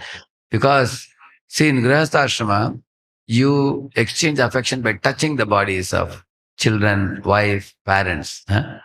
Because the touch gives you a sense of pleasure. But if you touch the deities and bathe them, dress them, so your sense of touch will become sanctified now. He will say, this is my Krishna, this is my Srimati Radharani, my deities. And you will develop affection for them. So your material affection gets positively transformed into spiritual affection for the deities. And your children also will develop strong fondness for the deities. When they see parents worshipping the deities, Yeah, so these are ways in which, and Grihasthas should always do sadhu sangha. Actually, the sadhus who are straightforward, without compromise, they speak the truth. Because those sadhus who honestly, transparently, like Prabhupada was such a sadhu like that. He spoke like that because you don't fear to tell the truth. Some people fear, if I speak the truth, they will not give me donation. They should not fear like that. Speak the truth frankly. So sadhu, one of the meaning of the word sadhu means to cut our material attachments. So one should hear from honest and straightforward sadhus. So, and another thing is to give charity. Never hesitate to give charity. Some grihasthas say that, Prabhu, I think for few years I will save, and after retirement, no, then I'm thinking of starting to give charity. But what the assurance we will live till then? That's not assurance. Today you are eating prasad, so today you give charity. So don't postpone it. Yeah. You are not going to eat after retirement. So one should regularly give charity because giving charity reduces the burden of material attachments from your life. It's like somebody is taking away the bricks from your shoulder, giving charity. So many items I told you. Give charity, do satsanga, earn the money honestly, and also worship the deities at home faithfully. Don't just delegate it to children. Do it yourself faithfully, honestly, and also take up preaching programs, which will force you to impel you to study Prabhupada books. You will not be able to give time to WhatsApp and all chat and everything because now you will be studying Prabhupada books because you have to give classes like that, and also control the tongue in terms of speaking and eating. Control the tongue, maximize Krishna time, minimize Maya time, and also simplify everything. Simple food, simple dress, simple home. We don't need to be luxurious to show off to people how high society people we are. No need to show off. Even all those fellows who show off, they'll be gone one day. Nobody is going to permanently live in this world. Our permanent shelter is Krishna's lotus feet. So be convinced about that. These are some simple tips where one can easily evade entanglement in the material world, even while living in Grihastha ashram. Thank you very much. Shri Prabhupada ki. Some of you may be getting late. Can I take 5 minutes? Question. No problem, no? So those devotees who have to go for some seva, you can carry on. I can answer some of these questions. So here devotee is saying, Prabhu, I have planned to join in 2 years. 1 year sister's marriage will happen. Then 1 year savings can be given to parents. But sister says she needs time to marry. How to deal with it, what I should do. I had the same problem also. I had 3 sisters. So 2 sisters were married. And the third one was not married. Or the third one was too young to marry. And if I wait, I may have to wait 4 or 5 years. So then I decided that I will join the ashram, and then later on I can help with marriage of the sister, help the father. That's what I did. If she wants to delay, nowadays somehow or other, even the girls feel that they can marry at 28 or 30. They feel like that, Actually, the Vedic marriage was early marriage. Early marriages are safe and it will protect our character also. But if she doesn't want to marry early, then you may have to join now, and then we allow even brahmacharis to go home for 1 week or 2 weeks also during marriage. Go and help out the father and mother to conduct the marriage and all. Okay. How to continue our determination of living a life of celibacy? We are all time bombarded with sensual things. How to maintain our consciousness? So the determination to live a life of celibacy will come from your thorough loyalty and honesty to the instructions of the spiritual master. So Prabhupada said, honest avoidance of opposite sex. So what is the meaning of honest avoidance of opposite sex? One should not do some golmal, like a trick, or cheating. His Holiness Jayadut Swami says, it's like he says, passing stool inside the pant, he says. You may pass inside, but the smell will come out. You cannot escape. So, of course, it's not my example. Maharaj said, I'm quoting it. So, this is called hypocrisy. So, if any brahmachari is a brahmachari in the ashram, but is not honest. So, very simple tips to be honest, I will tell you. Remember this PPFF formula. No private relationship with women. There are so many girls who write mails to me, but I will always reply with one male member in CC. Either the girl's brother or father or mentor or my assistant. Somebody will be there in CC. So it's called as rule of three. As soon as a male and female have to interact, there has to be a third person. Rule of three. This is the first rule. Nothing private. As now people are asking, what about WhatsApp? No. If any Mataji writes me in WhatsApp, I will give her my email there. Say, please kindly write the email, and with my assistant's email also is here. No? Just to, that's what you should write. So generally, women want to take shelter of sadhus and men because they feel if I tell another Mataji, she will put dama dama dama, everybody will come to know. No? They want some privacy to be kept.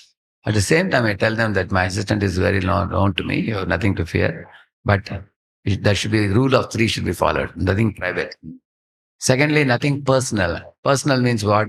Getting into their personal life, making phone calls and talking for hours together about their personal activities. No, sadhus have no business to deal into the private lives of women.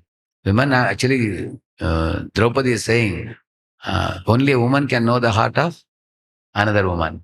She says that. So a girl is best guided by her mentor, senior Mataji.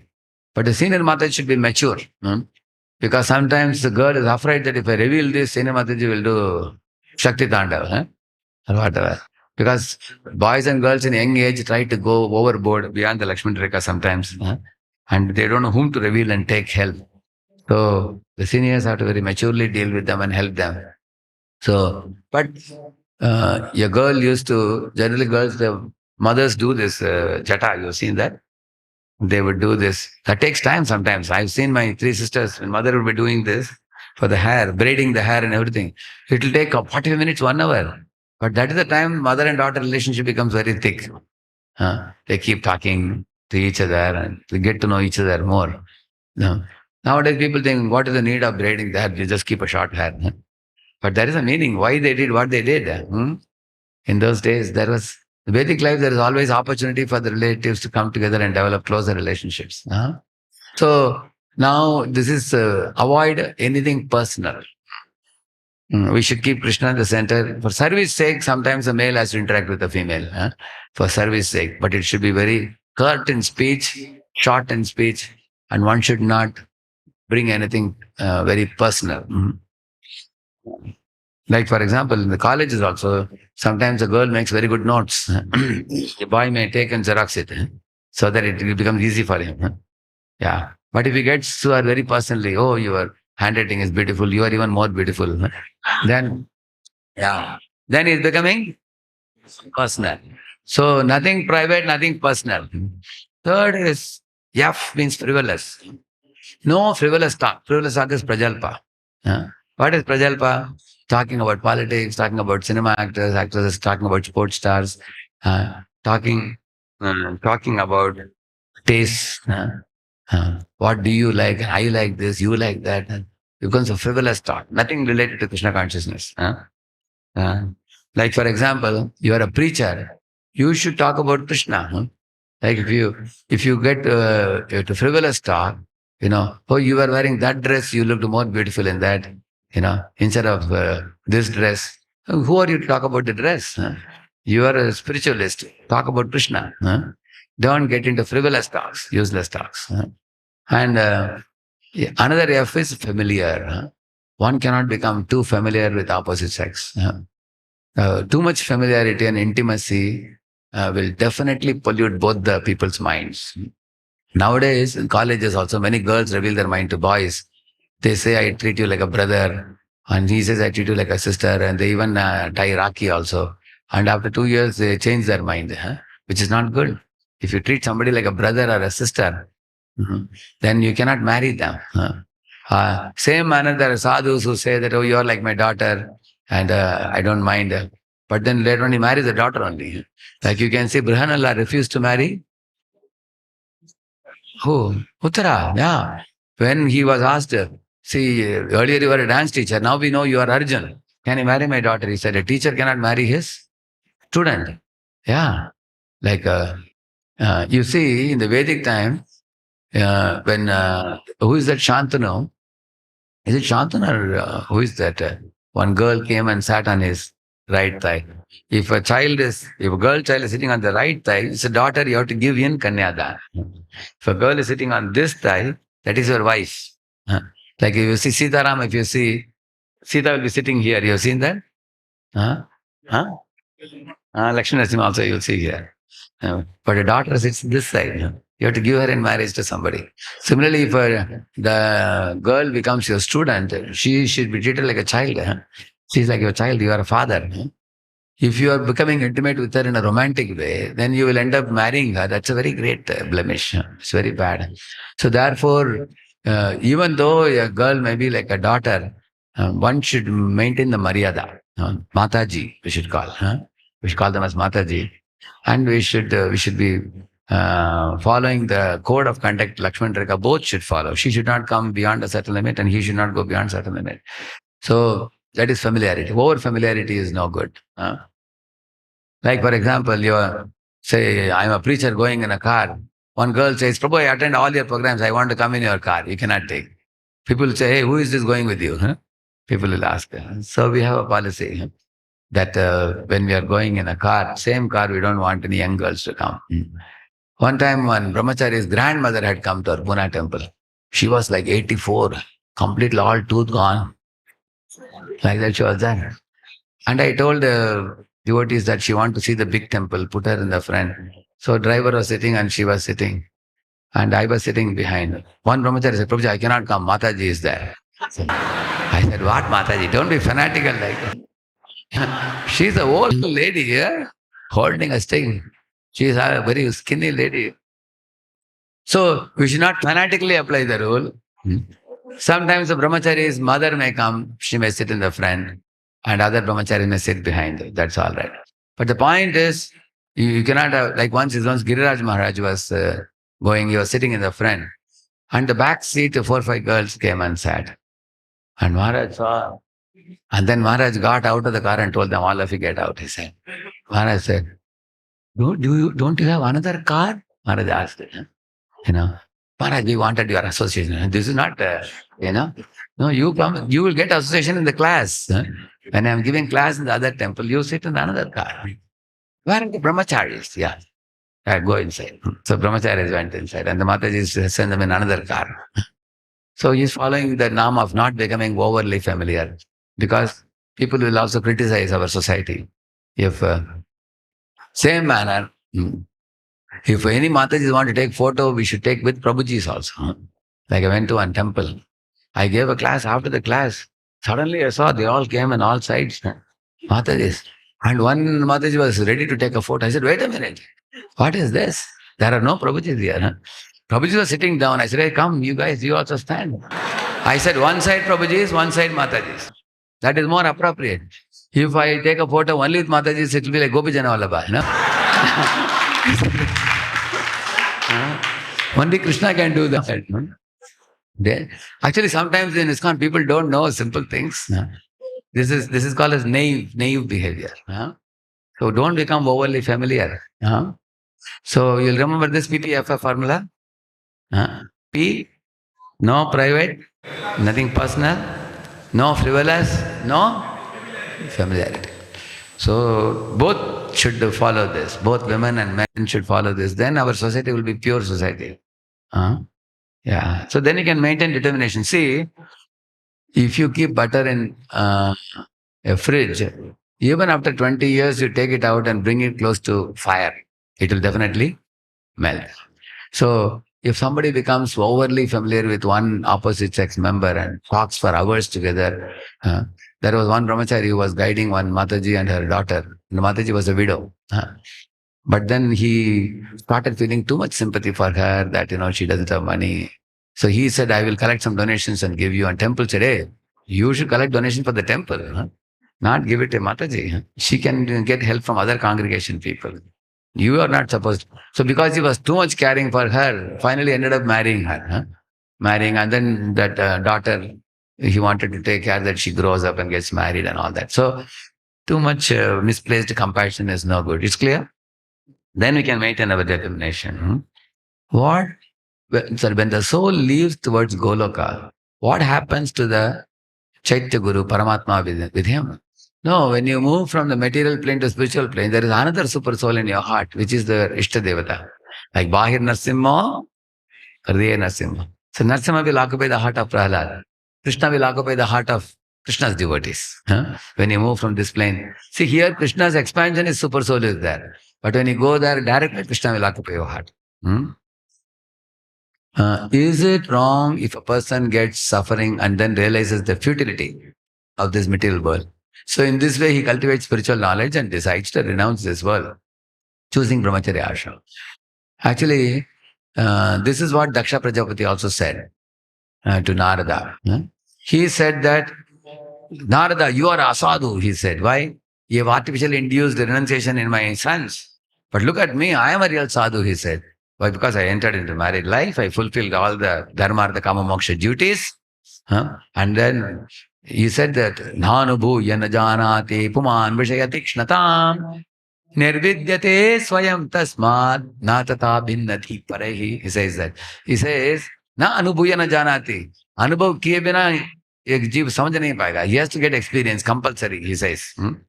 And my sons without experience are getting into renounced order, it is useless, he said. And that purport Prabhupada is saying, when a woman is begetting a child in the maternity ward, she finds it's a very painful thing when a Mataji is begetting a child, when the child is upside down coming out, many Matajis will faint also, when the child is coming. A lot of labor losses will happen and doctors will give certain things to nourish their body also subsequently. It's a painful thing it is. So after that, a lady says, enough now, one child I have now. No more child, she says. But 2 years later, again, she will come with another pregnancy. Like that Prabhupada says. Although she says she cannot give up again uniting and begetting another child, in the same manner, sensory education frustrates you, burns you, but after some period of time, again you want to enjoy it. Is that correct or not? That's the nature of sensory education. It's not that by experiencing you will give up. But along with that experience, one should follow the Guru's orders to practice spiritual life, and that will purify you, not the experience. The experience of frustration is not sufficient to take you back to Krishna. The experience of frustration is on one hand. On the other hand, you understand this is frustrating, I will follow Guru more and more. So as you follow Guru's order more and more, that component increases. And then eventually surrender. That's what happens. That's the right thing. If we studied in Premier College, how much savings of Lakshmi do you recommend? Yeah, generally, our formula is very simple. Parents should not suffer for food and clothing and shelter till their last breath.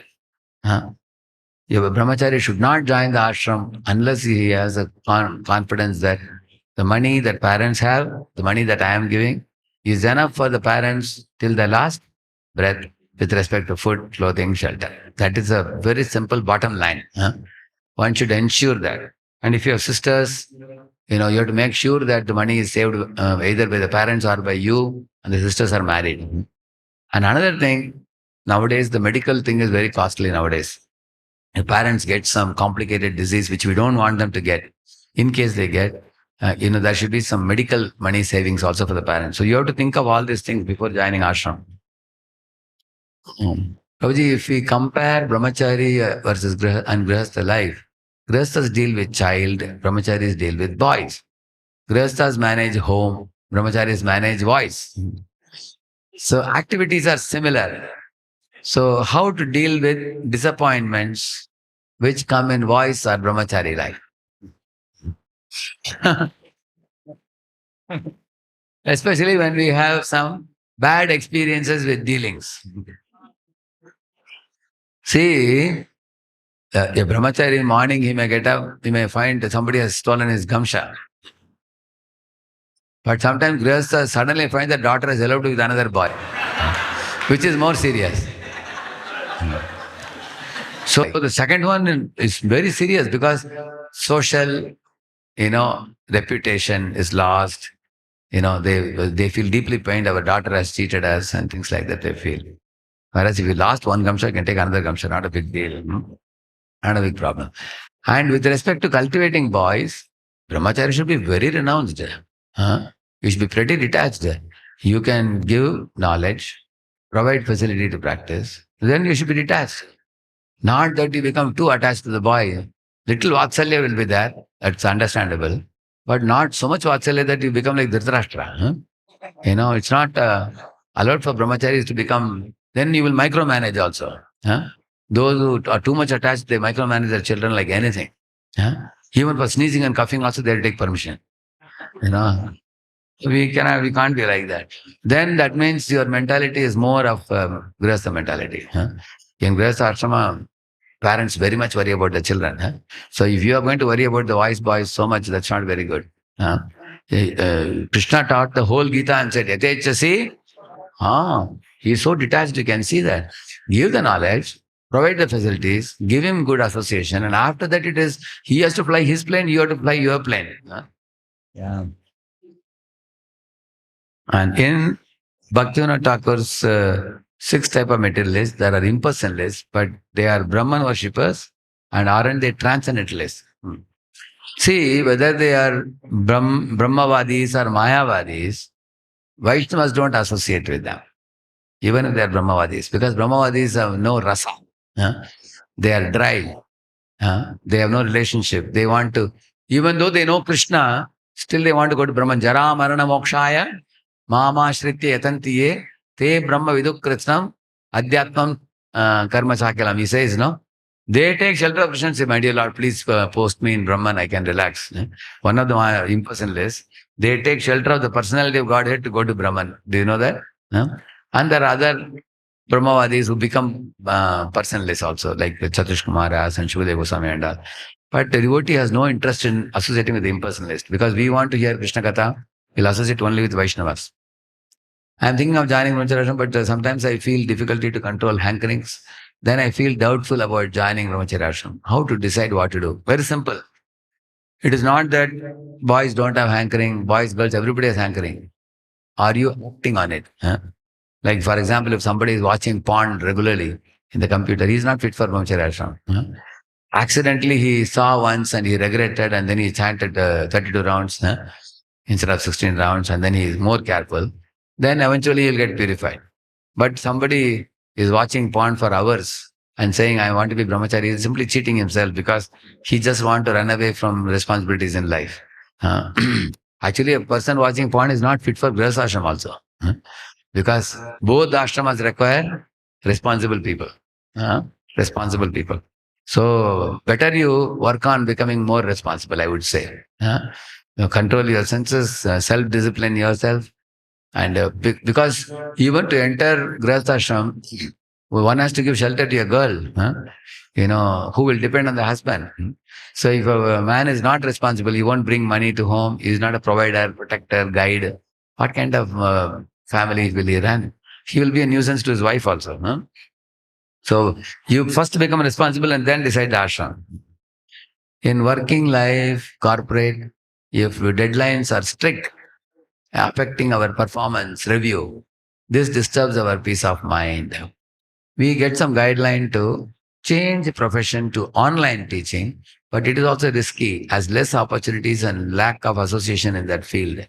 How to take decisions in this junction when job is not stable? Okay. You see, if you have a teaching talent, you are not aware nowadays there are thousands of opportunities on internet to give you a demo. What type of teacher you are. I know devotees in Pune, 3 hours they teach and they are earning 60 to 80,000 monthly. Just 3 hours of teaching. Make sure that you have the talent to teach. Children should certify that you are a good teacher. Nowadays, if children don't certify you, they will not accept you because they have to make money also. The money they get from children. If you are a good teacher, children will say he's a good teacher, then you get money very easily. And if you don't have the talent, then you have to look for alternative. So your profession is demanding too much time. There are IT companies where the job load is not that much. Like in Pune, there is TTL, Tata Technology. If you see, people go at 8 o'clock in the morning, 6 o'clock, they're back. There are jobs like that. So first you do a hardworking job, take some experience, maybe in 1 or 2 years, then you try to switch over to a job which will give you, it can afford time for your spiritual practice with that experience. But when you're coming out of the college as a fresher, it's difficult to get a cool job. You may have to slog for at least 1 or 2 years. To rise, to rise one's passion and ignorance, regulation is formula. To rise above, he's saying, okay. But our plans and regulations also get affected and steadiness doesn't come. How to come to steadiness quickly? Okay. You see, you should have love and respect for some senior, whose instructions you will take very seriously. Like in Pune, there is one devotee, Karnataka Prabhu. His council is send him sadhana card daily. So they have some 8 or 10 items. So he receives sadhana card from 70, 80 devotees. But then what he will do, if he finds somebody is regularly doing mistake, he will immediately the same day he will correct them. Otherwise, these boys will never fill up sadhana card for weekly once and all, they will not do. So daily do it now. Today what did you read Prabhupada's book? Today what time you completed chanting? Today what time you went to sleep? So then you need that type of somebody who can chase after you. Then you will become regulated. But you have to love that person naturally. You have affection and respect for that senior. Then you take help of somebody, you will get help. Then regulation will easily come. How to maintain and increase mood to please Guru and Krishna in all services and activities. Actually, to pleasing Guru and Krishna is something which grows increasingly over time. In the beginning, like we saw His Grace Devamrit Prabhu in IIT in those days. So, very, very magnetic personality. The way he would speak the philosophy with such clarity, like a sun in the noontime in the sky. And then absolutely no ambiguity. And this gentlemanly demeanor, behavior, and his qualities, personal qualities. So we were very charmed by his personality and his presentation. So all of you have to check in your life. You are certainly attracted to some Vaishnavas. So when that attraction is already present, you can develop it more. You develop more by hearing more and asking more questions and associating more. In Pune also, I tell the brahmacharis that if you have any special attraction to some sannyasis who visit Pune, you can even go to their temple, spend some time with them and serve them, render some service to them and ask them questions and learn. Because your heart is resonating with that personality. So take help, and then in this way you can grow with that association, and then what you're asking will happen. Can increase the more. Like one devotee wanted to serve his holiness Bhakti Dir Damodar Maharaj. One devotee was saying, Prabhu, he has service here, you want to leave and go. I said, see, if he has a longing, at least for a few months, if you want to go and serve, let him do that. Similarly, there is one devotee in Pune who is very fond of his holiness Shivaram Swami. So he wants to sell his books in Mayapur. Let him go for 15 days, no problem. Because if a jiva develops a longing for a great Vaishnava, we should give that opportunity for the jiva to grow his, devotion to Krishna more in that association. But it may not be practical always, because temples have their services and you may not be able to go often. But whenever some opportunity comes, one can keep in touch, one can hear. Hearing is a very powerful connection, sound vibration, because oral reception, that wakes up the sleeping soul very, very powerfully. That you can hear, even online you can hear, you can YouTube, you can hear many of them, especially those with whom your heart is resonating. They are the Shiksha Gurus actually. So what is sin for a devotee? As devotee knows injunctions of Shastras well, isn't it sins or offenses as we repeat every day, the seventh offense? See, when it becomes sin, a devotee oftentimes gives up Krishna consciousness. And when he goes out, he is no more a proper devotee, he has become covered over. Then what he commits is not offense, it becomes sin. Because he is ignorant now. And he is no more a proper devotee. Later on, he will get geeks from Maya and then come to senses. How should one choose the devotee from whom one should hear? What is the purpose of hearing from such a devotee? First thing, every day, all devotees in ISKCON should at least hear 20 minutes or half an hour of Prabhupada. He is our Shiksha Guru, Shiksha, preeminent Shiksha Guru. Without hearing him, you cannot hear from different people. First, you have to hear from him. You can hear more than half an hour if you can, but minimum 20 minutes at least. Then the next person important for you is your own spiritual master. One should definitely hear from him. At least in a week, if you hear 2 lectures, for example, each 1.5 hours each, you hear about 3 hours. It becomes daily, it becomes also almost 20 minutes, correct? No? You're hearing that. Then after you do this basic thing, then there are many, many people giving shiksha. You can find out whose shiksha is helping me to better elaborate the instructions of Prabhupada and my spiritual master. So who is helping, whose sound vibration is helping me? So that's how you find when you hear multiple speakers, different people like different speakers' style of presentation. So you, whichever style suits you, and you can also check with your spiritual master. Can I hear from this person? Is he authentic? If you don't know, you cannot hear from anybody. Like some people are asking, oh, can we hear from other sampradayas?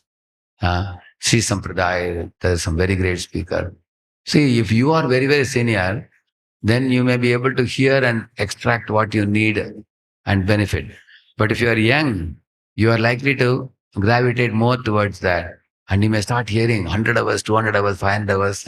You may hear. Tomorrow in your lecture, everything you will download from that. And people will ask you, where is this coming from? And then you are quoting that authority. Whereas when you are very advanced, like a Saragrahi, you can pick up some from great acharyas in different parampara, you can do. Therefore, those who are young, it's better that they stick to the ISKCON inspiration from the senior devotees, and then within that they find out shelter.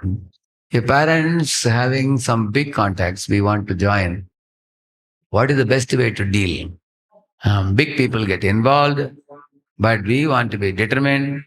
Even if superiors tell, we don't feel convinced. You see, first of all, you should be convinced about your dedicating life. Parents, relatives, world and all comes later. Because if parents see that, oh, even at home, my son is rising early in the morning, 3 o'clock, and he's chanting, he's reading, he's like a mini Tukaram at home. Then parents also say, what kind of marriage this fellow will do? He won't be successful. The girl who marries him will be in trouble. Because he has no interest in anything worldly. He is reading, writing, preaching, and he has made the home into a temple. He's bringing so many people to home, and mother has to cook and give them prasad. One Mataji was telling, Prabhuji, we told him to stay at home, but he's bringing 40 people every day. She said, better he take him to temple only. On the other hand, if some boy is, seeing that he's getting up at 8 o'clock at home, the morning, and he doesn't know where is his japamala kept, and he's also reading newspaper and watching, then parents say, better get married. What natak are you doing that you want to be a sadhu? You don't show any symptoms of a sadhu. See, my father had told me in my school days that later on, when you finish your degree, you can join, he had told. So I used to sit in my father's business shop. So I told my father, see, this doesn't delight me, counting money, meeting the customers and also collecting rent from 15 houses, what kind of work is this? I'm not. And father agreed actually. He said, yes, it's true. Your inclination is more Brahminical. You're not interested in these things, and I will not pressurize you. Let your sisters get married, after that you can join. He was a gentleman. So he allowed me to join. In fact, he convinced my mother also. He told her, see, this is what he likes, and we are seeing that this is his interest also. He can't do business and he's not inclined in that. Let him do it. So you have to show symptoms. Then when I feel hankering, I feel Grihastha ashram is better. When I think about difficulties in Grihastha ashram, I feel Brahmacharya ashram is better. What should be the basis of choosing ashram? The basis of choosing any ashram is duty. What is my duty? That's what you should ask. See, I'll tell you a simple example. See, on Ekadashi day, you want to do Nirjal. So you are doing Nirjal. But then, when you are chanting in temple hall, You feel, let me go and see in the kitchen what prasad they made today. You're going there. And all devotees are eating sabudana vada. They're eating crispy. Then your mind is singing, oh, this is my most favorite item. And I am trying to do nirjal today. Then you come back to the temple and are sitting. And even you look at the deities, the cheeks look like sabudana vada. Wherever you turn around, sabudana vada is appearing in your mind. Is it better that you go to the kitchen, eat 4 or 8 sabudana vadas, wash your hands and mouth. Now you sit and chant, you can chant nicely. Similarly, if a boy is saying that, I am feeling too much hankering for the opposite sex. Actually, there is nothing in man-woman relationship. That they will realize very quickly once they beget a couple of children and raise them. They will see that, the charm that we feel is very, very superficial. It's superficial. Because ultimately all the bodies are bodies. He says that, Prahlad Maharaj says, these bodies of disease. How can one diseased body desire to enjoy another diseased body? He says, Rujam, he says. So, but if you can't get that realization as a celibate, you better that you accept the duty of the Grihastha ashrama, and you dutifully execute your duties. Both the husband and wife can be very happy. My Guru Maharaj used to say, between the couple, there should be divine couple. That means between husband and wife, you put divine couple. That husband and wife will be as happy as brahmachari or sannyasi. There was one couple wrote to Prabhupada, Prabhupada, my wife has given me permission to take sannyas. And therefore, I am writing to you. And she is also here right next to me, and she has permitted me to take sannyas. So I want to ask you, when can I take sannyas? You know what Prabhupada wrote? He said, you and your wife are doing the work of 100 sannyasis. Prabhupada said, why should I renounce now? There's no need. You both are super enthusiastic. You're running a whole temple with such a big community. You're doing very well. There's no need of sannyas, just continue, Prabhupada said. So which means that there are couples who are so Krishna conscious. It's not that Grihastha ashram is always miserable. What causes misery is our bhogavritti, propensity for sense gratification. In Brahmacharya ashram also, if you are iti uti dhai, that's a verse, no? What is that verse? Shivara lalasai iti uti dhai shishnodara parayana Krishna nahi pai. He is not Narayana parayana, he is Krishna udara parayana. He is simply tongue, belly, genitals. He wants to satisfy them. Such a brahmachari is bogus. He will never be happy. There are brahmacharis like that who are miserable fellows. They can't be happy. So what causes misery is the propensity for sense gratification. How to be completely absorbed in Krishna's guna, leela, rupa. I try, but again when office distress comes, frustration starts. I just want to please Hari, Guru, Vaishnavas, but always I fail. In weekends, I feel I am free from all miseries. But again, office starts and distress starts. I am not able to understand what is good for me, not able to take correct decision.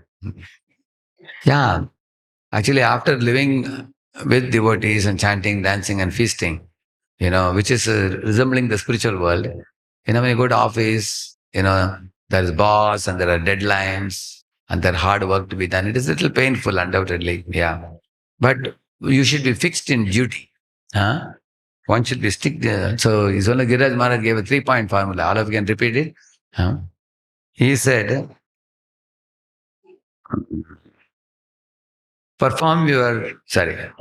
tolerate reversals externally, remain cheerful internally, stay fixed in your duty. If you do these 3 things, you won't be miserable like this. That means tolerate reversals externally. So reversals means troubles will come. Who doesn't have trouble, tell me?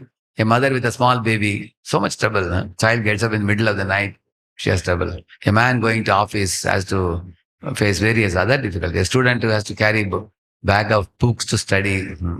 Engineering, you have to study 50 papers. Material world is a miserable place. It's not only miserable for you. Tolerate reversals externally and then remain cheerful internally. Why remain cheerful internally? Because you have become Krishna conscious. You are living with devotees. You got the right path. So be happy. Don't be frustrated. And stay fixed in your duty. Whatever duties have to be done, do it. You only have to do it. If office ends at 10 p.m., we come back at 11 p.m. I am able to get up. Should we change job, as in long run it will be a problem in health? Or actually you should not get up. Why do you get up early? If you're sleeping at 11 p.m., you have to get up at 5 p.m. only, 5 or 5:36 only. It is not good for you to get up at 4. It's very bad for your health in the long run. Then you can stay near the temple. Don't stay in the temple or in the voice. Stay nearby. Get up at 5, 5:30 and come for chanting. And then that's what you have to do. If you're sleeping at 11, 6 hours of sleep is required. You cannot. Or else you switch over to another job where you can sleep before 10. 10 to 4 is ideal. 9 to 3 is most ideal. 9 to 3 sleeping. We cannot do 9 to 3 or 9:30 to 3:30. Worst come worst, it is 10 to 4 is good. But beyond 10, actually 10 to 11, if you don't sleep, the sleep also goes away. It's not very effective. After 11, it's not very effective. You should look for a job which can provide you day shift properly. I'm trying my best, but not able to improve my chanting. I always sleep by 9 to 9:30 p.m. and wake up also by 4. Still, I feel so sleepy in chanting and dozing. I just want to chant to please Krishna, but unable. My diet is also regulated. Sometimes I overeat. That sometimes I don't know how many times I don't know.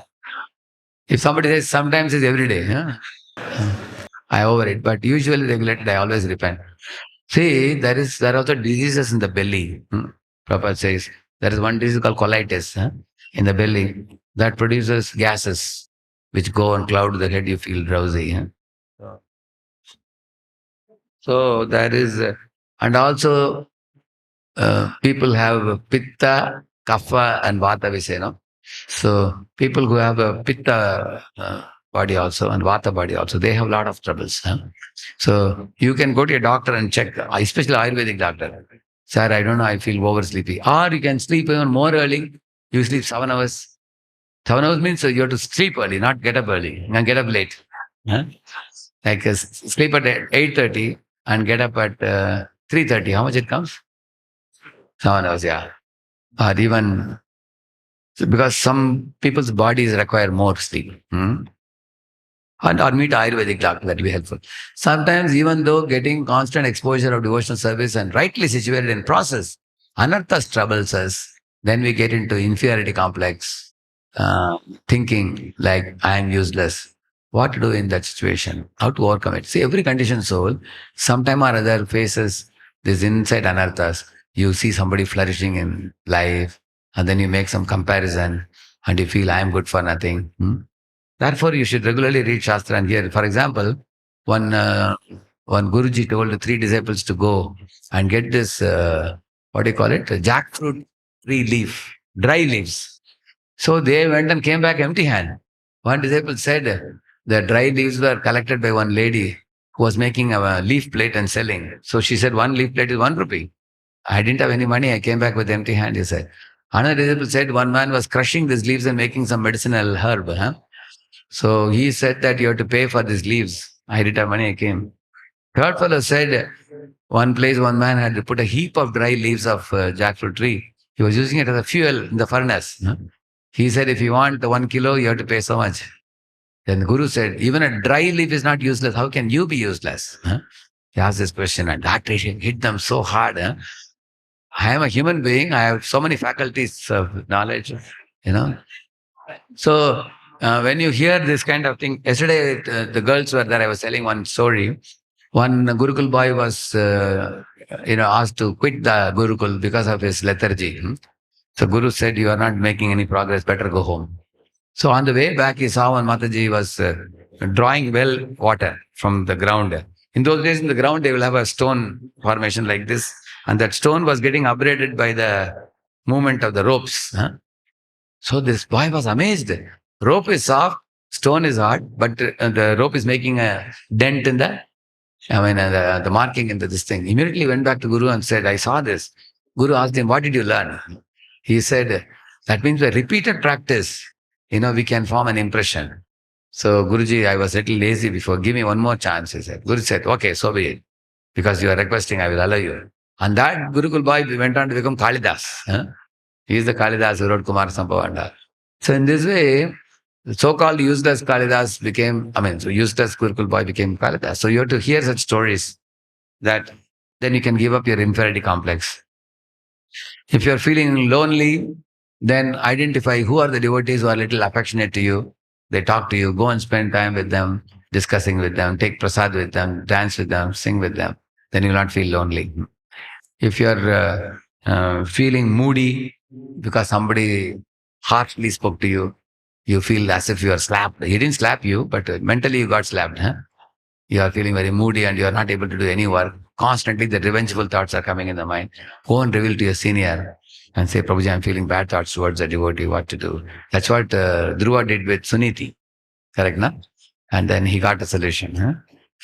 So in Kanya, what is it? In Kamya Karma, is Kamya Karma not bad? Is it Maya? Example, Mridanga learning or hearing your lectures more, etc. Actually, this is not bad. Why is Kamya Karma bad? Because Kamya Karma means pleasurable activities which are within the fold of devotional service. They are not Maya. We are not saying, Kamya Karma means you can go and do some sinful activity. It's not sinful activity. It is within the purview of Krishna consciousness. If individually we see other services remains late night, we would like to extend, but our morning program gets affected. Or sometimes our own service is remaining and we want to take rest early. If not, then authorities are disturbed. What is the right thing to do in such scenarios? How often it is okay to extend? So what I do generally, if some work is remaining at 9:30, I sleep at 9:30 and get up at 3. I didn't even sleep 6 hours. I slept only 5.5. Still, I can be fresh. Whatever work is pending in the night, I'll do it in the morning. The reason I'm telling you, 10 to 2 is the main sleep. Many scientists say that 4 hours sleep only is enough for you, even 10 to 2 also. And there are people who sleep only 4 hours also. Like Prabhupada would sleep at 10 and get up at 1 o'clock or something like that. So, and then daytime he would take 15, 20 minutes rest and he was going on and on, like that. So 10 to 2 is the most vital thing. I have personal experience that after 2 hours sleep is not very effective. It gradually starts, going down after that. So I would suggest that sleep before 10 and do that work in the morning, early morning time. And then mind has 3 functions, thinking, feeling, willing. How can we harness them so that we can always choose Shreyas and not prayers? Like when you are chanting in the beginning, think about the glories of the holy name. Like for example, if you want to know glories of holy name, read the Vishnu Duta's verses. Many, many, many nice verses are there. Vishnu Duta speaking. So read the glories and then we feel like the second verse of Shikshashtakam. What is that? Durdaiva, Yedrisham, Nanuraga, Ayinanda Tanuja Kinkaram. This is feeling. And willing, make sure that when you are chanting, in one mantra, you move only one bead only, not multiple beads. Sometimes Hare Krishna, Krishna Krishna. Oh, how everything is over in 2 minutes, you wonder. So in this way, thinking, feeling, willing should be engaged during chanting. And during the day, never keep the mind empty. Have very clearly laid out activities for the day. What will I do in the morning? What will I do in the afternoon, in the evening, for this week, this month, for this 1 year? Plan. If you fail to plan, you plan to fail, it is said. If your mind is always having enough things to do in relation to Krishna consciousness, mind has no room for Maya at all. Last question, I am staying in voice, working in good company and preaching nicely. I feel I can go on like this without getting married and without joining Brahmacharya ashram. Is it okay? See, it is not okay. I will tell you why it is not okay. Because if you are making money and going to company and coming, there is always a danger of falling prey to illicit sex as your age goes, because the hormones are secreting in the body and there are sexual urges there in everybody. If you are in brahmacharya, the other brahmacharis are watchdogs. You can't do any nonsense living in the ashram. Even if somebody is found to be talking to some woman for a little longer time, the complaints will go. That why is he talking so much? Or if you are married, then your wife becomes a police for you. Wife will check your phone, whom is he talking to? Huh? And also wife will see, why is he interested in that girl so much? And many wives chastise also husbands, very honestly, without fear. So husband is protected by that. Because sometimes a man, even though he's married to a woman, he is flirting with another girl. The wife says, why are you talking so long to her? It's not proper for you. What will people think about you? So in this way, he is protected in married life. He is protected in brahmachari life. But when you are neither married nor a brahmachari, you are neither brahmachari nor grihastha, brahmastha. That is simply a cheating. It's not a proper ashram. Somebody quotes Bhishma Pitama. But what is Bhishma Pitama's standard? He is one of the 8 Vasus. Plus, he is in Virya Rasa with the Lord.